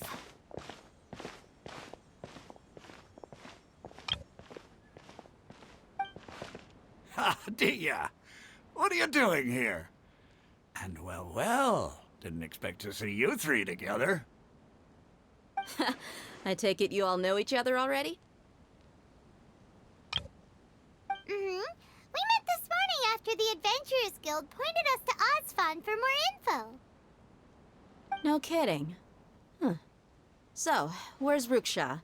I thought I'd help these two out by asking about the theft. Anything you can tell him? Ruksha's gone over to the Academia. The Grand Sage recently ordered Sumeru City to begin bolstering its defenses, so people from all over have been called back to the city. Since you've already mentioned the theft, I suppose I might as well tell him what we know. Appreciate it, Chief. Theft? Sorry, what the heck are you guys talking about? Just recently, the Academia lost something, and there's a chance the item is connected with the Dendro Archon. This case might just somehow help you in meeting her. I suppose that's one way to look at it. But if you ask me, the case is more about the Academia than anything else. Let me fill you in. The Academia recently sent a convoy to pick up an important package from Aru village. Word got out, and the convoy was robbed on its way back. The Grand Sage took the whole matter very seriously. Not only did he dispatch the Matra, but also enlisted our help in the search for leads. All we know so far is that whatever was stolen is currently in Port Ormos. You two have heard of Port Ormos, haven't you? It's the largest commercial port in all of Sumeru. You can travel there by leaving Sumeru City and heading south along the river. The Academia's grip isn't long enough to reach all the way to Port Ormos, so the city's a little more laid back, meaning the population's also a mixed bag. You never know who you'll meet there.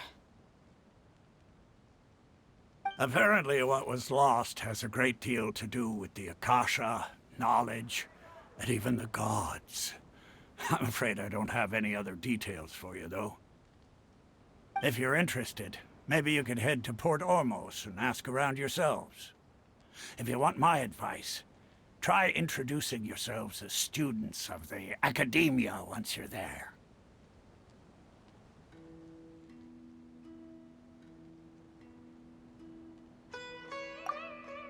Are you serious, Chief? All the Academia students are in Sumeru City, you know.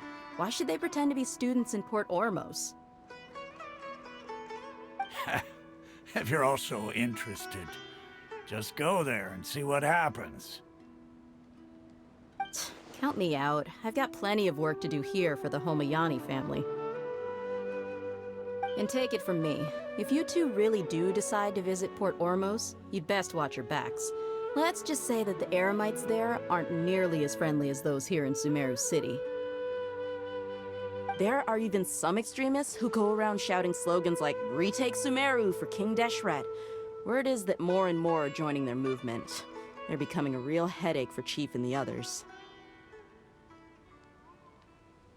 You bet they are.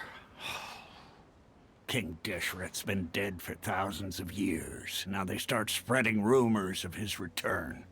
Ridiculous. Not everyone's like you, Chief. Even the desert natives who abandon their homes in the wilderness still wish to have a god of their own. Well, Traveler, that's about all the information we have for you. Thanks, Dia! And you too, Osfond! Since we've gathered all we could for the moment in Sumeru City, let's head to Port Ormos and see what we can find next. Miss Dunyarzad is looking forward to seeing you both at the Sub-Zerus Festival, so be sure to get yourselves back here in time for that.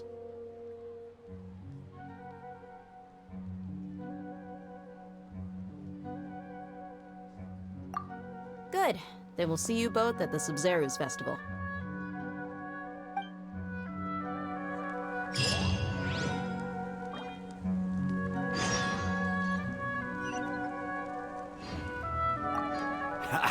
You two must really be something if you've got Dia the Flame Mane speaking on your behalf.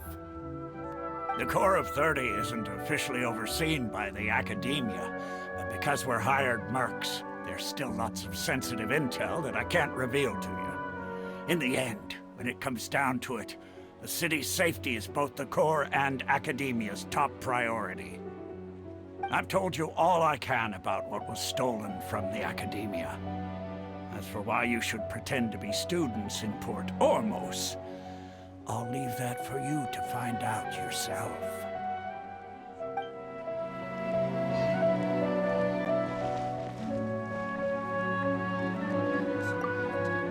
It's been a while since I visited the Citadel of Regzar. I'll catch up with Chief for a bit before I head back myself. He really did a lot for me in the past.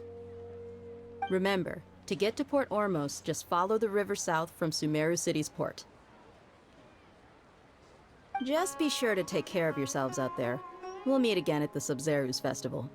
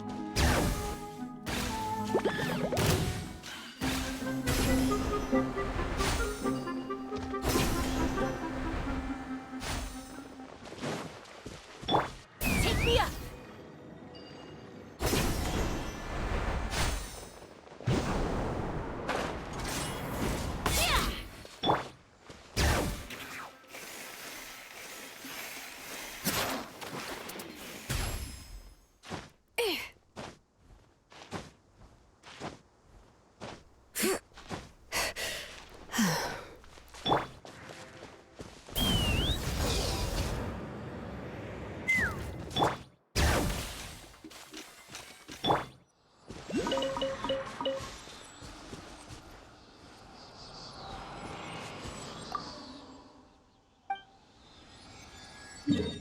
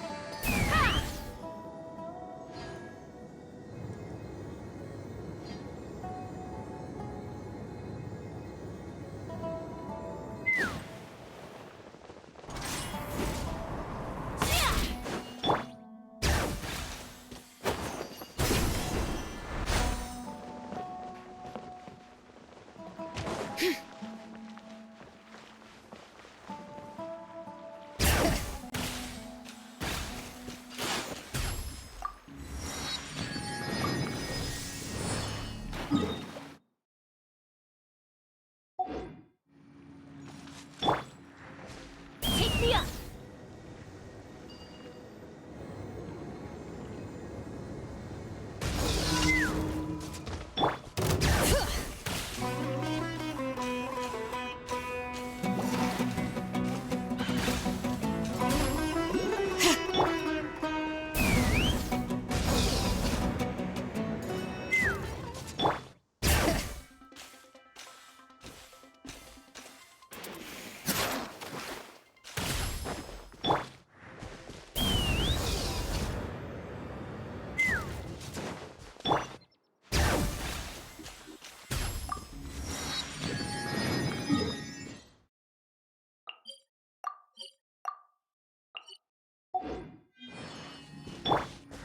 Let's fly!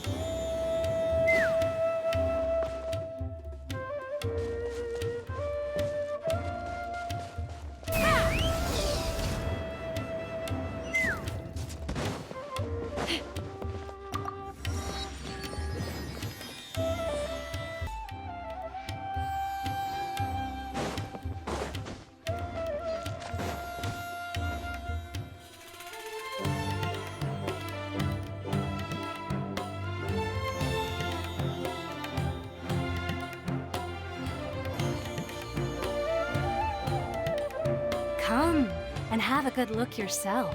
Traditional spices of the highest quality, made with pride and experience.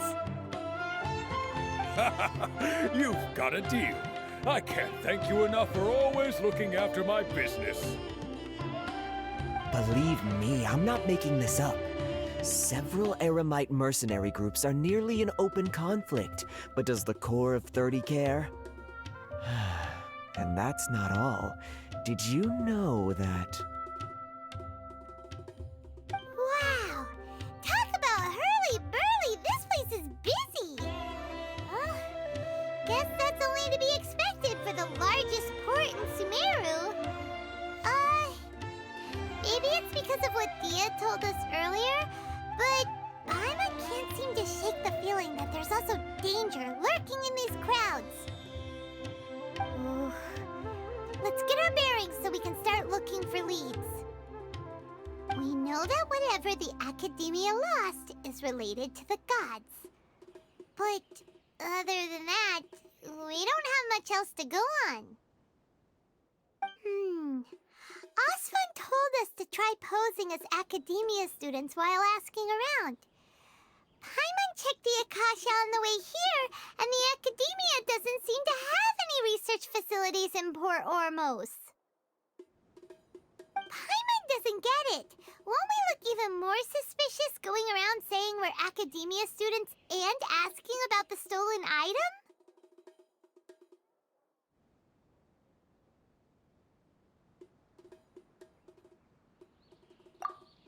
Well, given all the people that come through here every day, if there's any information to be found, Paimon bets we could find it in the market.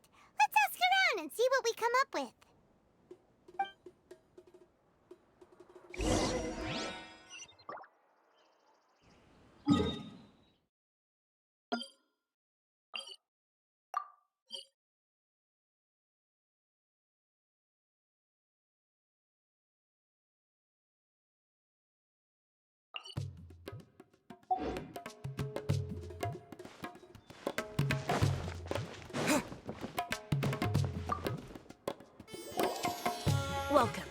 welcome. How can I help you two? Hi there. We would like to ask you a question. Do students from the academia ever come to Port Ormos? Of course. Especially around this time of year. Students from Sumeru City that are about to graduate often come to Port Ormos to cut loose a little. Many people often talk about how hard it is to get accepted into the academia, let alone graduate. But those who finish their studies and go on to become full-time researchers at the academia have it even harder. Sure, we may not be Sumeru City, but Port Ormos offers beautiful scenery and a stress-free environment. Some even say it's good luck to come to Port Ormos, so students and researchers come flocking here when things get to be too much at the academia. Ah, you see over there? Those are students from the academia. They've been looking worried and miserable ever since they got here a few days ago. If you ask me, the life of a merchant is better. So long as the Akasha teaches us what we need, then life is good. Those students seem to be discussing something. Let's see if we can listen in.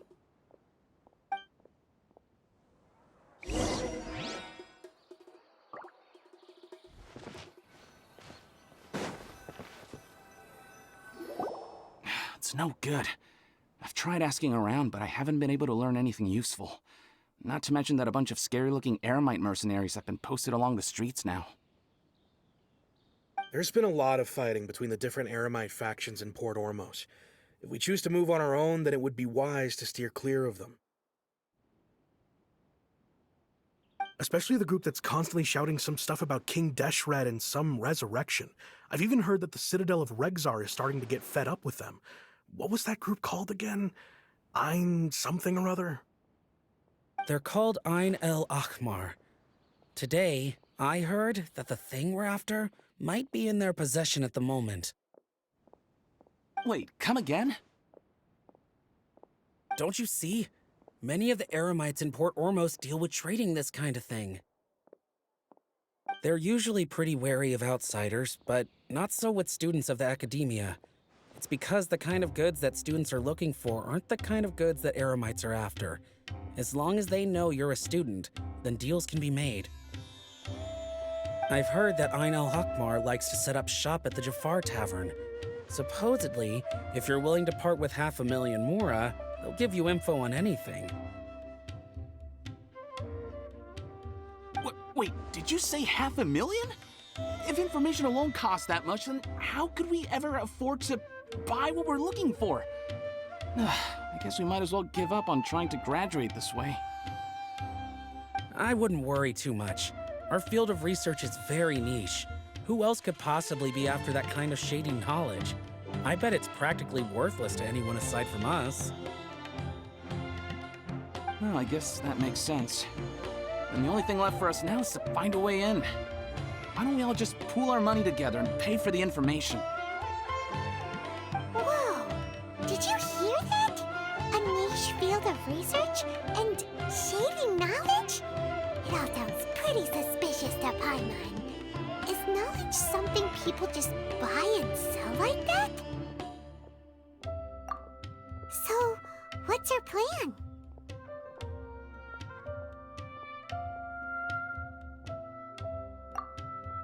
Wait, didn't you hear what they just said?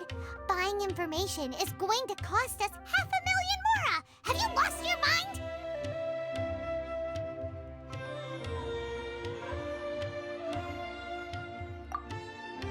Oh, all right. Paimon never thought she'd agree to parting with that kind of Mora. But if you know what you're doing, then we should give it a shot.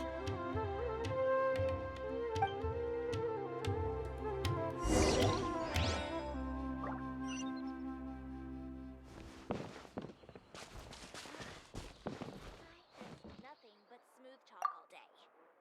500,000? That's a lot of Mora. Do you really think that Ain El Akhmar group can give us reliable info about what we're after? We should discuss things thoroughly before we make any moves. He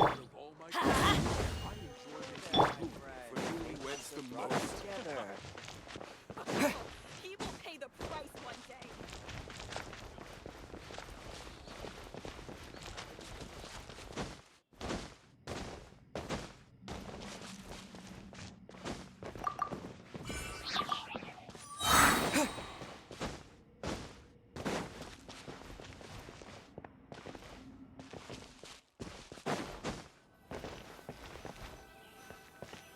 This is the place we heard those students talking about. Let's find a seat somewhere and see if we can spot the group they mentioned. Go, Barret!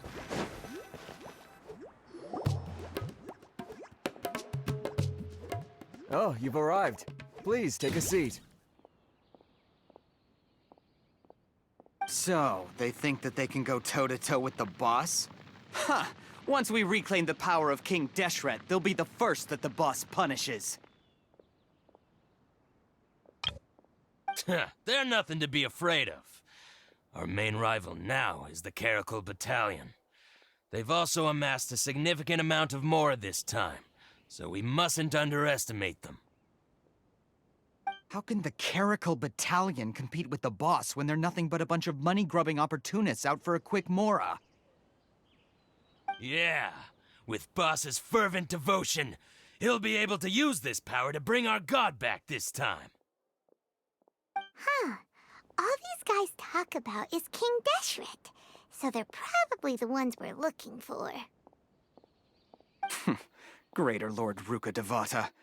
That traitor and her followers must not be spared. The day will come when King Deshret exacts vengeance on Sumeru, and all of them shall be punished.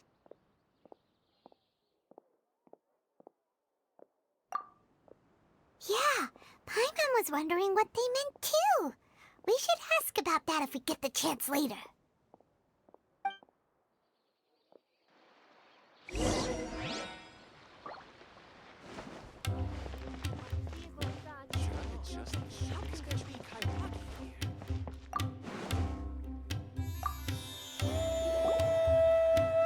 Huh? Who are you? What do you want?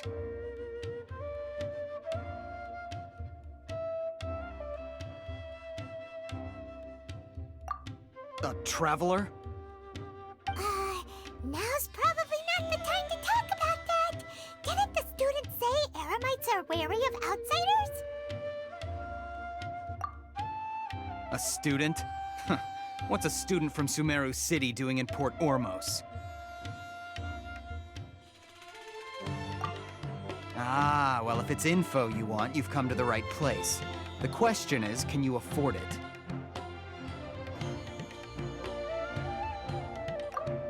Huh? What is this, some kind of joke? Oh! Sorry! He must have grabbed the wrong amount! Hey, what do you think you're doing? Oh, Paimon can't stand to see so much more go. But there's no other choice right now. Here, this is the merchant's address. Whatever you're looking for, you'll find it there. Hmm? Well, what are you waiting for?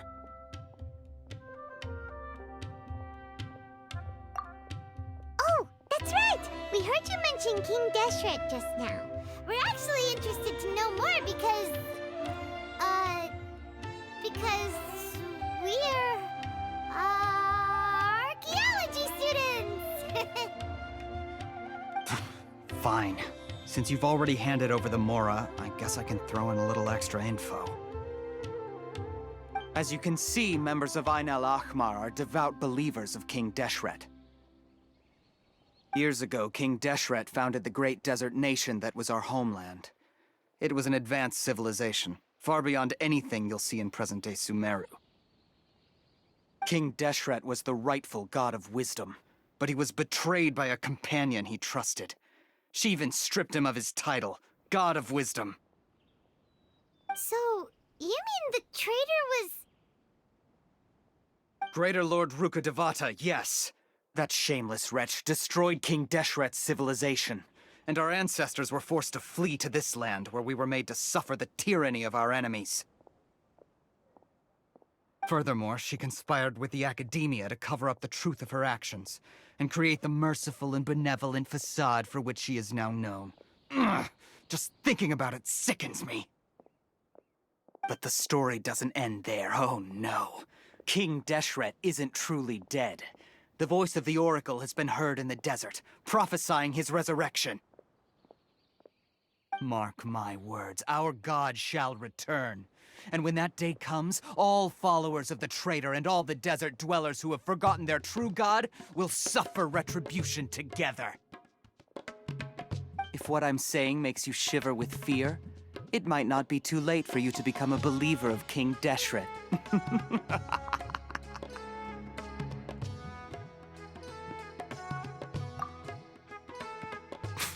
I don't have anything to say to you academia people about that. I think this conversation has reached its end. Not just yet. This man is a fraud. Huh? You again? Deranged academia lunatic. Yes, it's me again.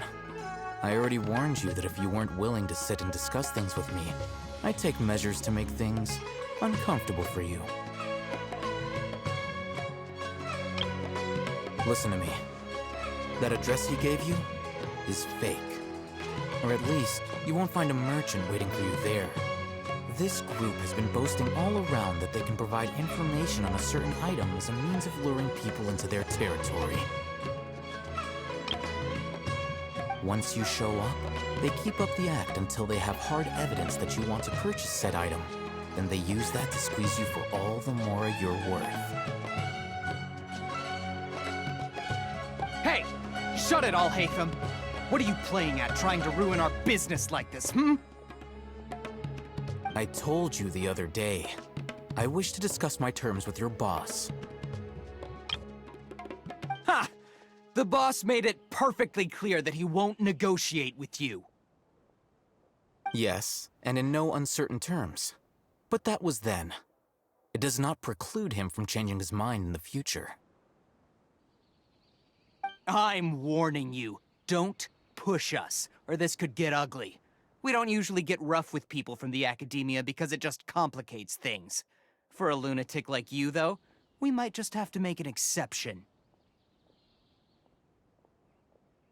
If you're suggesting that we escalate this from a verbal exchange to a physical one, I accept. After all, even the Archons used war to negotiate the ownership of Tevat.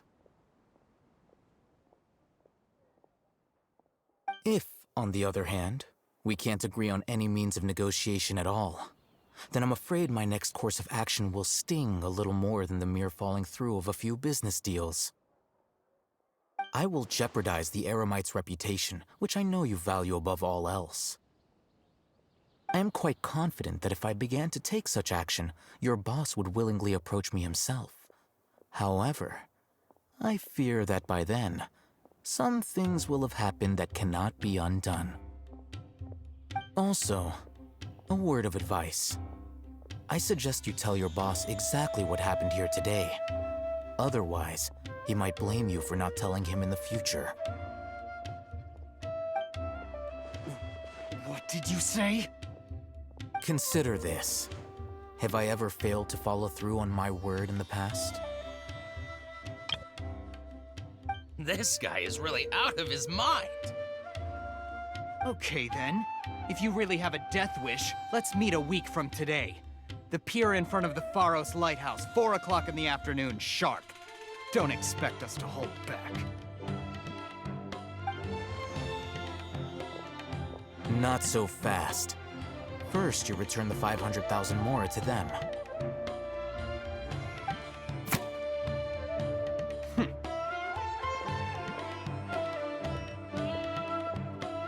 Please, I beg you, don't provoke them. We can't afford any trouble with this crowd. They haven't even paid for their food yet. Ah, Mr. Iman. There appears to be fewer staff in the restaurant recently. This wouldn't happen to be because they're all busy spreading the word to the students, would it? Well... Someone who chooses to do business with a group like that really can't afford to get so flustered the instant someone confronts them about it. Consider the meal compensation for our silence. I'd say you're getting an excellent deal. Whoa, did you see that? He not only got us our Mora back, but sent the Amorites running too! Plus, he seems to know a lot about what's going on around here. Let's catch up with him and ask some questions! He went that way! After him!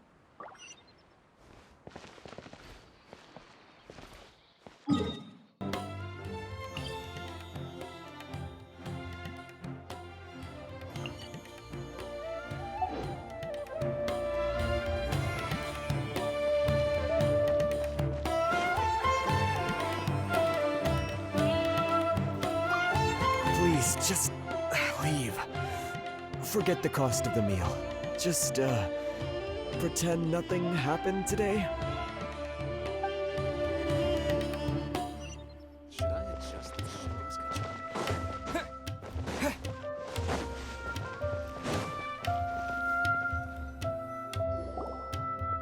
Wait up!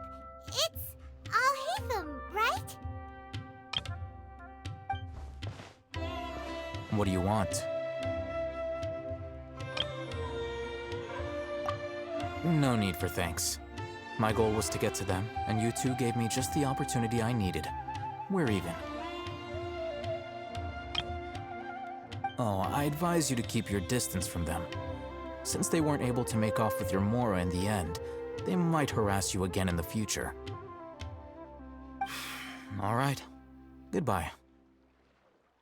Hold your horses! We still have something to ask you about!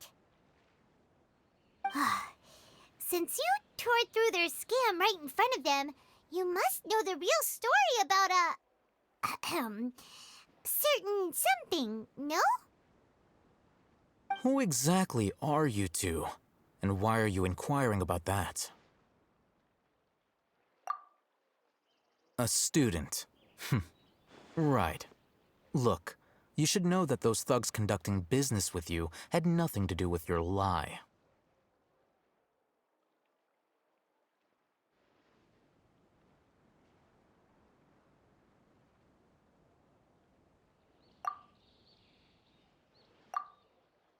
Huh? Oh, yeah! He's really strong! Weren't you saying something about a physical exchange? We can help with that. He doesn't even have a vision. Forget it. Maybe not, but he can still use elemental energy. Otherwise, there's no way we'd go asking for info from from guys like that.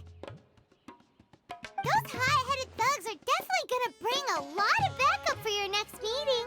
Even if you don't go alone, you won't regret taking us with you.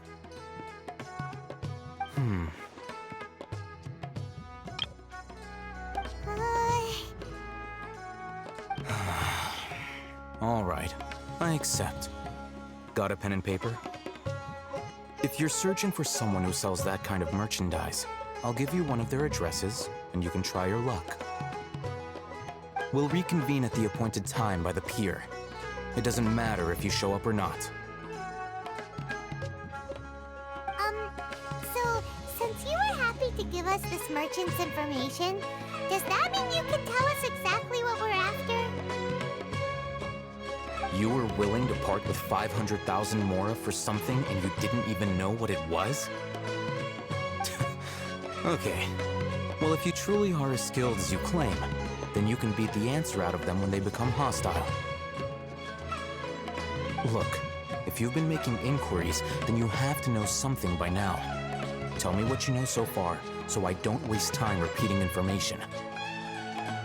We know it's connected to the academia somehow, and that not only do the Eremites deal in it, but some students want to get a hold of it too. What else? You know almost everything there is to know.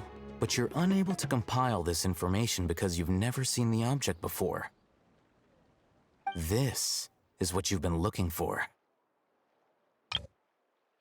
Huh? Paimon can't tell what it is. It looks like some kind of ornament. This is a knowledge capsule. To put it simply, it's a vessel that can store a fixed quantity of canned knowledge. It's like a miniature Akasha. Anyone who links it to their personal Akasha terminal instantly becomes privy to its contents. Correct. Anyone. Unlike the Akasha, which heavily regulates who can access what information, knowledge capsules confer their contents without any requisites. That's amazing! It's essentially a convenient and harmless vestibule for knowledge. Unfortunately, it's illegal in Sumeru to privately possess or trade them. They were created as a means for scholars to transfer knowledge gained from Irminsul into the Akasha, and are intended to be destroyed immediately after use. But despite strict regulations, some of these knowledge capsules will always escape destruction. After all, there will always be those in this world who are dissatisfied with life as designed for them by the Akasha and wish to change their fate. Over the past century, a wide variety of canned knowledge has been leaked from the academia. Now, in Port Ormos, the valuable ones are a means to Mora for the Eremites. Meanwhile, those which the Eremites deem to be useless to them occasionally prove useful to the common citizens and hapless academia students. Well, I think that about sums it up.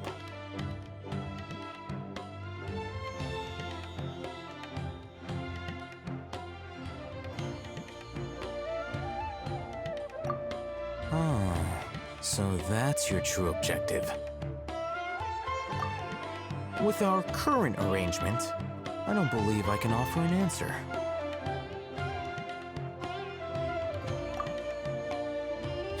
You're still resolved. Fine.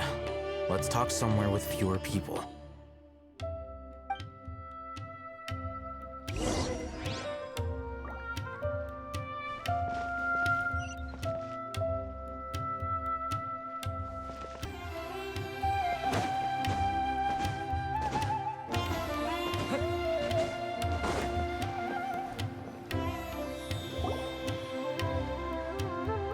Let's continue our conversation here.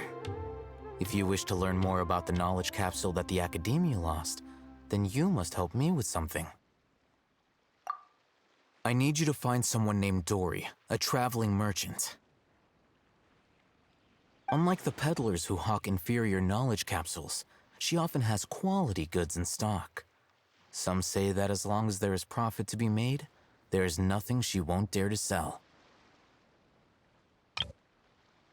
She's guarded against people from the Academia because most of her wares don't comply with Academia regulations.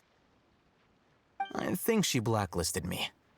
I met with her informant, but it soon became clear that they had no intention of letting me get any further. Become one of Dory's customers and earn her trust. This is my condition for further collaboration. Why do you want us to meet with her? Until you complete this task, you don't have question privileges. Fine. So how do we go about doing this? You two are outlanders who haven't been here for long, so Dory should view you as safe clients. I'll give you the informant's address and their contact password. Beyond the password, though, I have no way of knowing what other tricks she might have up her sleeve. You'll have to improvise. This is kind of nerve-wracking. The true challenge begins after you meet her. She has a keen nose for Mora and a shrewd eye for wares, and she only likes customers who she deems to have good taste. I'll prepare some funds for you. Buy her highest quality wares and earn her approval. But we only just saw a knowledge capsule for the first time. We don't know how to tell which ones are ones are bad. Is that something we can learn quickly? That's true. Have you two heard of elemental sight? Oh, that's a surprise. Guess I'll have to hold you in higher regard. Anyway, that ability should resolve your issue.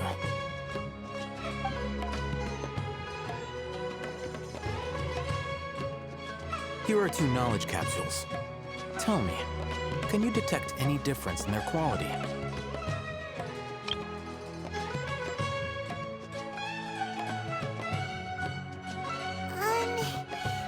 They look the same to Paimon. Try inspecting them with elemental sight.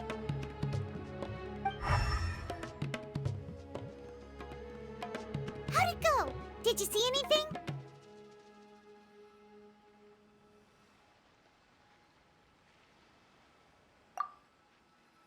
Rumor has it that higher quality knowledge capsules generally appear brighter when viewed through elemental sight. That's because knowledge originates from Irminsul, the root of Dendro power itself. The more powerful the knowledge, the richer it is in Dendro energy. However, some canned knowledge with a high concentration of elemental energy is of little use in contemporary times, so those capsules are of little value. Using elemental sight is merely a stopgap measure, but it should suffice for earning Dory's trust. That sounds pretty impressive. Here's a sheet with the informant's location and contact password, and here is the mora for purchasing canned knowledge. Don't be cheap. You'll need to spend to catch Dory's eye. If there's any mora left over, just keep it.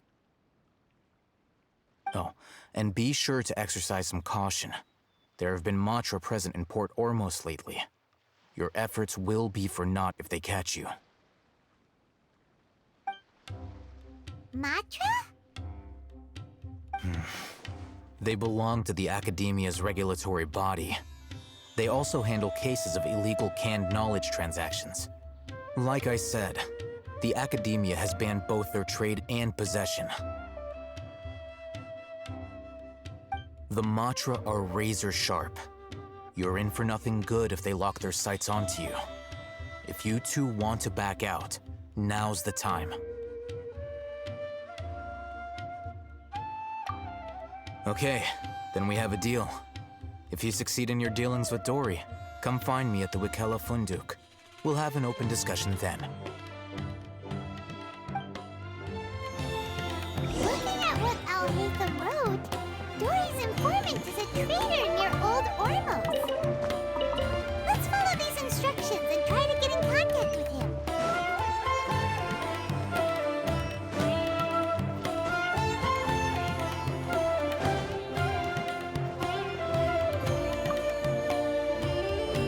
Hello. What are you two looking to buy?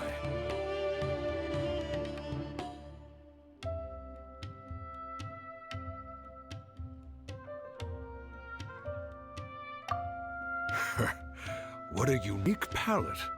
We have unripe hora fruits, but we usually keep them in the back. I'll have someone escort you. Following the paper got us past the first round. Ronak, these two want to buy unripe hora fruits. Show them to the warehouse. Got it. You too. Please follow me. You two have a fascinating fashion sense. We haven't seen a customer wearing a Sumeru rose for quite some time. Hold on. Let me think. Sumeru rose means common merch. No, look again. We're obviously wearing morning flowers. Ah, my mistake. I do apologize. Whew. That pop quiz sure was scary. The warehouse is up ahead. Please follow me.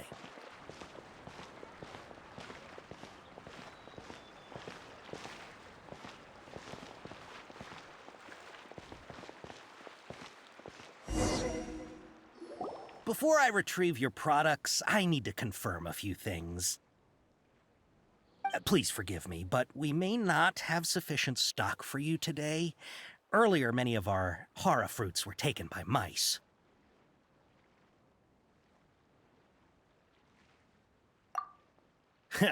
Thanks. If better goods come in, you'll be the first to know. You look like you have some skill. Why don't I pick out some fruits that'll make you dizzy?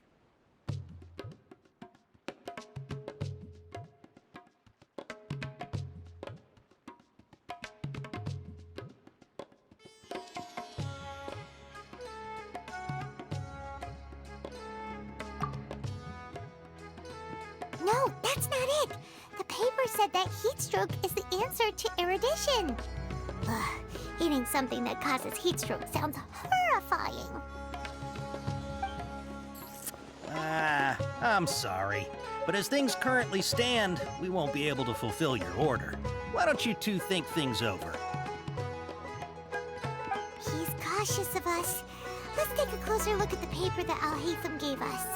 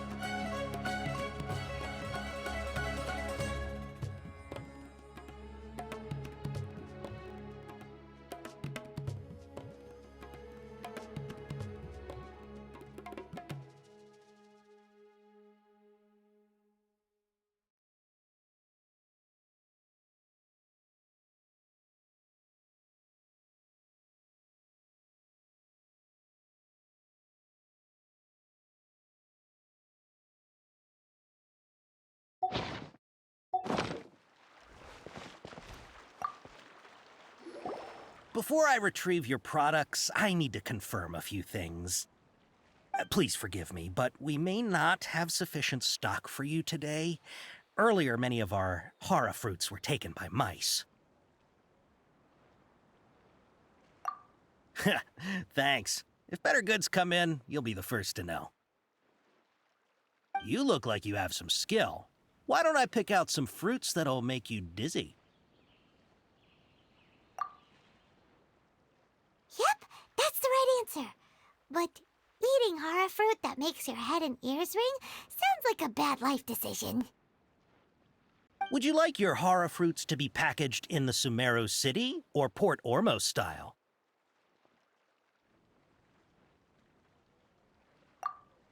Wow, you two sure are generous customers. We'll be sure to package your products beautifully. Okay, everything has been confirmed. Miss Dory is waiting for you up at... Shoot! It's the Matra! Run! What? The mantra? Where? Al-Haytham said we're done for if they catch us. We gotta get out of here. We don't know this area, so let's follow that informant.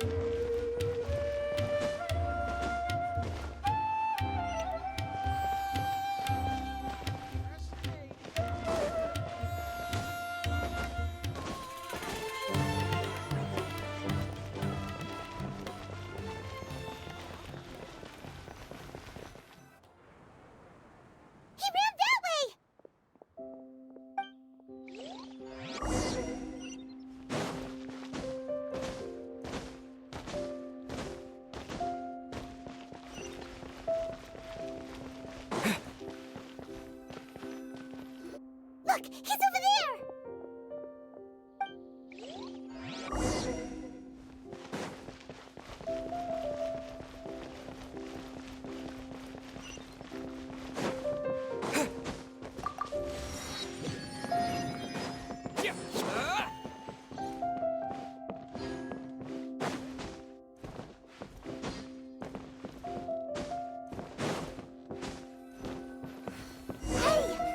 hiding from the Rishbaland tiger. Come this way. Another password. Huh? Oh, that voice came from behind the building on the right.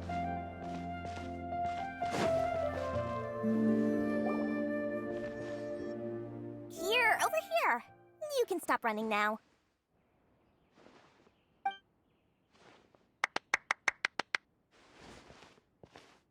So you were the one who was calling out to us just now. But, are we definitely gonna be safe here? These two good customers wish to buy some horror fruit, Miss Dory. And if there's nothing else, I'll just excuse myself. Oh, very good. Thank you.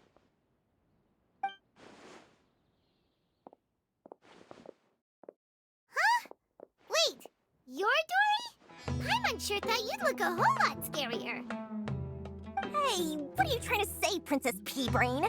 I can be scary enough when I need to be, believe you me. If you don't watch what you say, then you can forget about doing any business.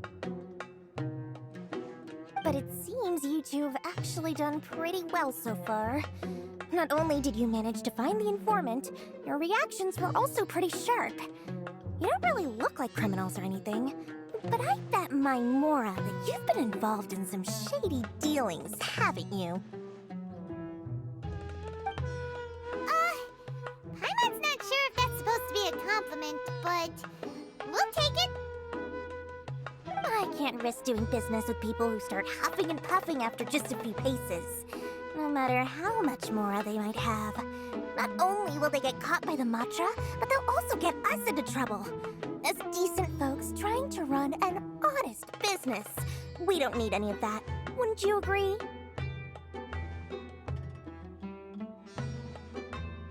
So that's why I prefer to have customers like you. It's your first time here, but don't worry, I won't ask too many questions. Even if you wish to buy enough knowledge capsules to decorate your house with, please, knock yourself out. As long as you have lots of round, shiny Mora, then we're all good. Ah, yes, of course, of course. Go ahead, help yourselves. Voila! Wow, she has a trove of canned knowledge. Whew. She'd probably be in serious trouble if the Matra caught her with all this. What kind of products do you seek, my dear customers? Don't worry, I'm not interested in your reasons for buying. I can, however, offer some suggestions.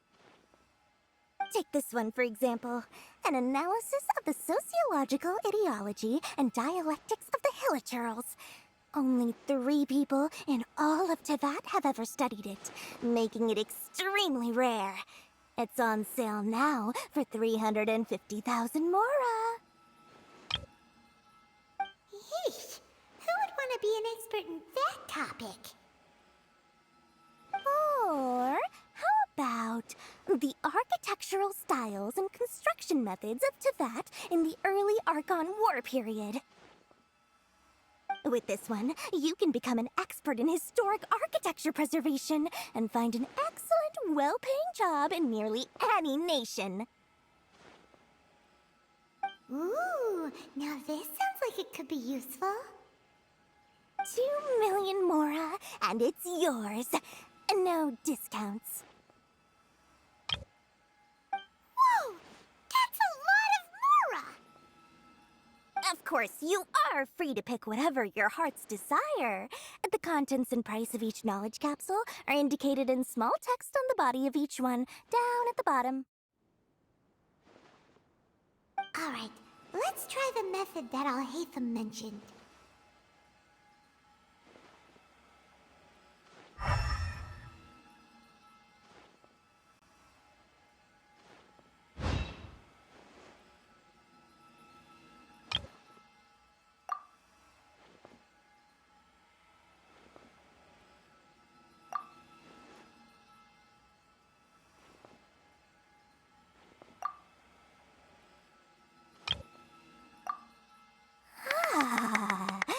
You've really got a good head on your shoulders, and quite the eye for quality.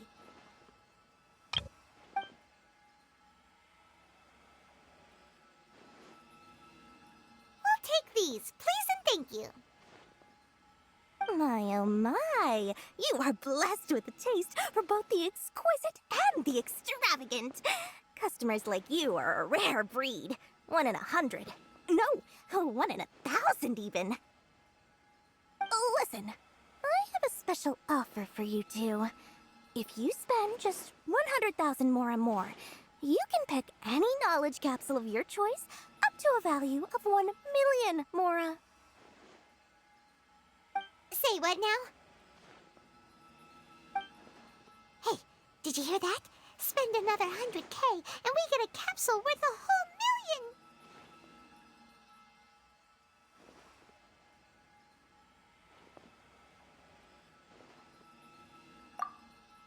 But all the canned knowledge we just bought is easily worth 500,000 mora. If we spend just a little more, we can get something worth 1 million mora. Isn't that a fantastic deal? Think about it. We've gone to all this trouble to get this canned knowledge.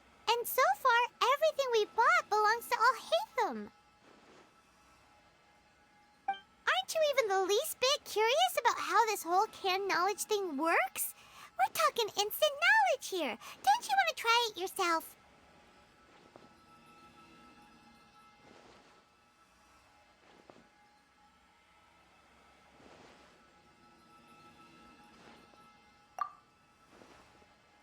Come on, come on! We still have around 100,000 of Alhaitham's moral left, so let's put it to good use by finding something useful for you. Ahem, you've got a deal, Dory! We'd like to spend an extra 100,000 mora. Excellent! Then please, select from this fine collection of canned knowledge over here.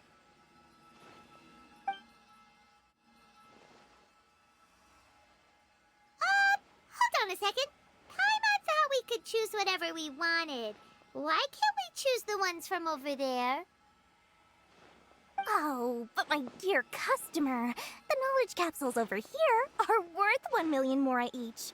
I'm sure discerning customers like yourselves will be able to find something to your liking.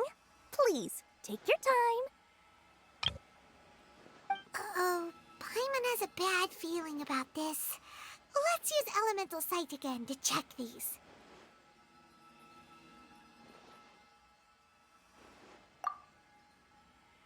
Huh? Why?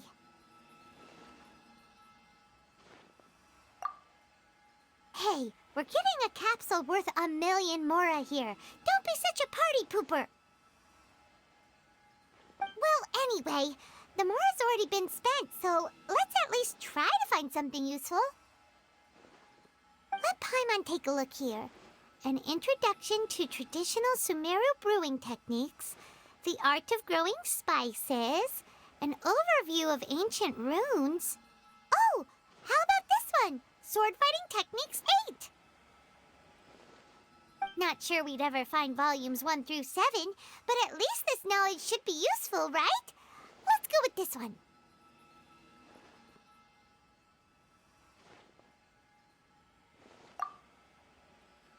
Dory, we'll take this one. All right, very good. I'm expecting some new goods in the next couple days, so be sure to check back again soon. Whether it's canned knowledge or anything else you need, bring your mora to Dory and doors will open. Our dealings with Dory went smoothly enough. Let's head to Wakala Funduk and meet up with Alhaitham. Hopefully now he'll finally tell us about what the Academia lost.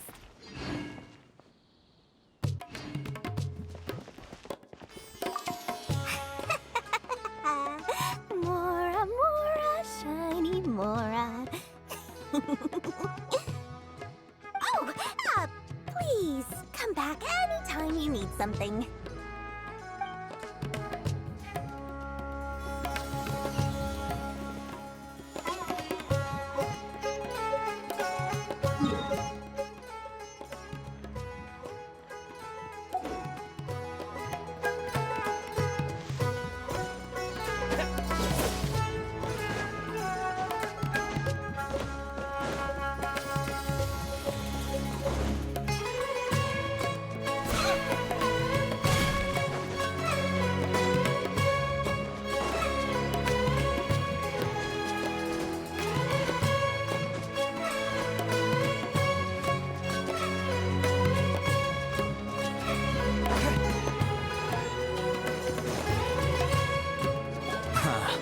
You two made it.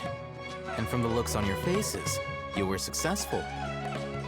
Whoa, there's so many people from the academia here.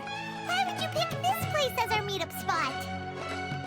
Well, Wikela Funduk is under the Academia's control, so naturally the Academia has people working here. I came to Port Ormos under the pretense of conducting official business. You're a pretty daring guy. Relax. No one here is interested in anything we say, and the Matcher won't come here. Okay now, tell me how your encounter with Dory went.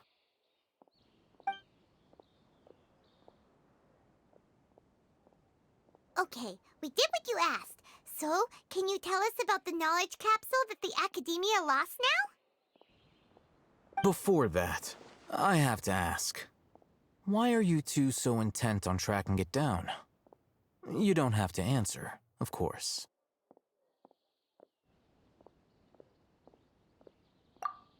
Yeah, he just wants to meet the God of Wisdom and ask her about something important. We've been in Sumeru for a while now, but we still haven't found a way. When we heard that the Academia had lost something that might be related to the gods, we came here in case it turned out to be our lucky break. In that case, you're on the right track. A short while ago, the Academia lost a knowledge capsule in the desert. It's supposedly a divine knowledge capsule. Use it, and you'll gain the wisdom of the gods. Wow, there's really such a thing as that? Hey, if we find it, do you think we could learn how to meet the Dendro Archon? Ooh, or how to find your sister? I highly doubt it has any mystical properties, but it does indeed exist. And it's right here, in Port Ormos. So, where exactly? That's what we need to find out next. I won't deny that. I am investigating because I'm curious as to what the divine knowledge capsule truly is. As you know, the Eremites in Port Ormos also have their eyes on it.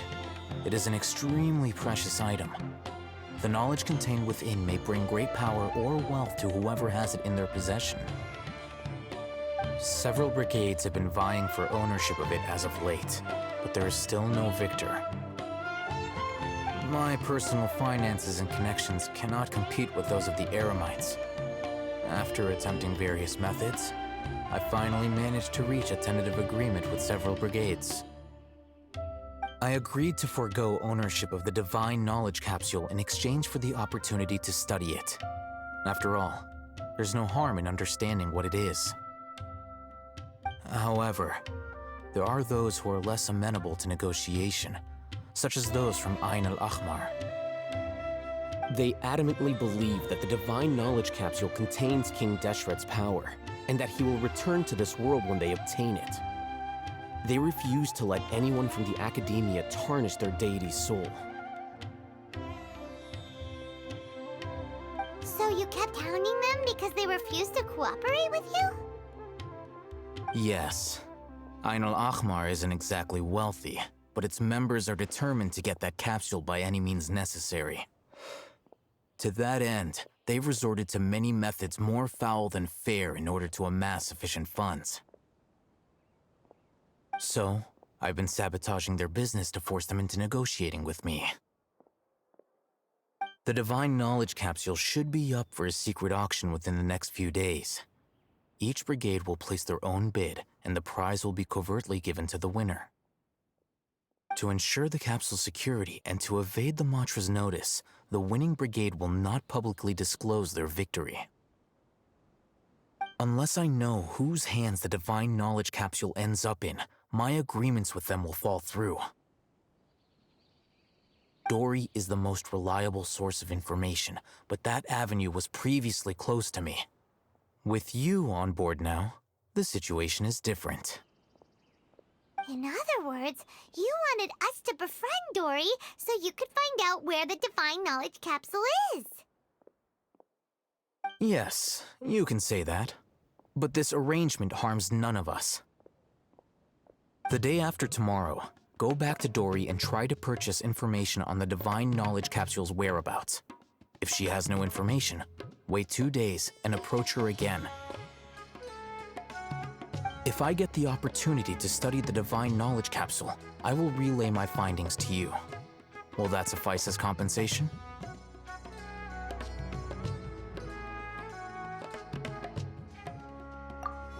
Okay, then we'll meet up in 2 days. Hatham, before you go, we actually bought a knowledge capsule for ourselves, but we're not sure how to use it. You two want to try using a knowledge capsule? Sure, I can teach you. Doing so right under the Academia's nose is a bit problematic, though. What do you say we head to the outskirts of town?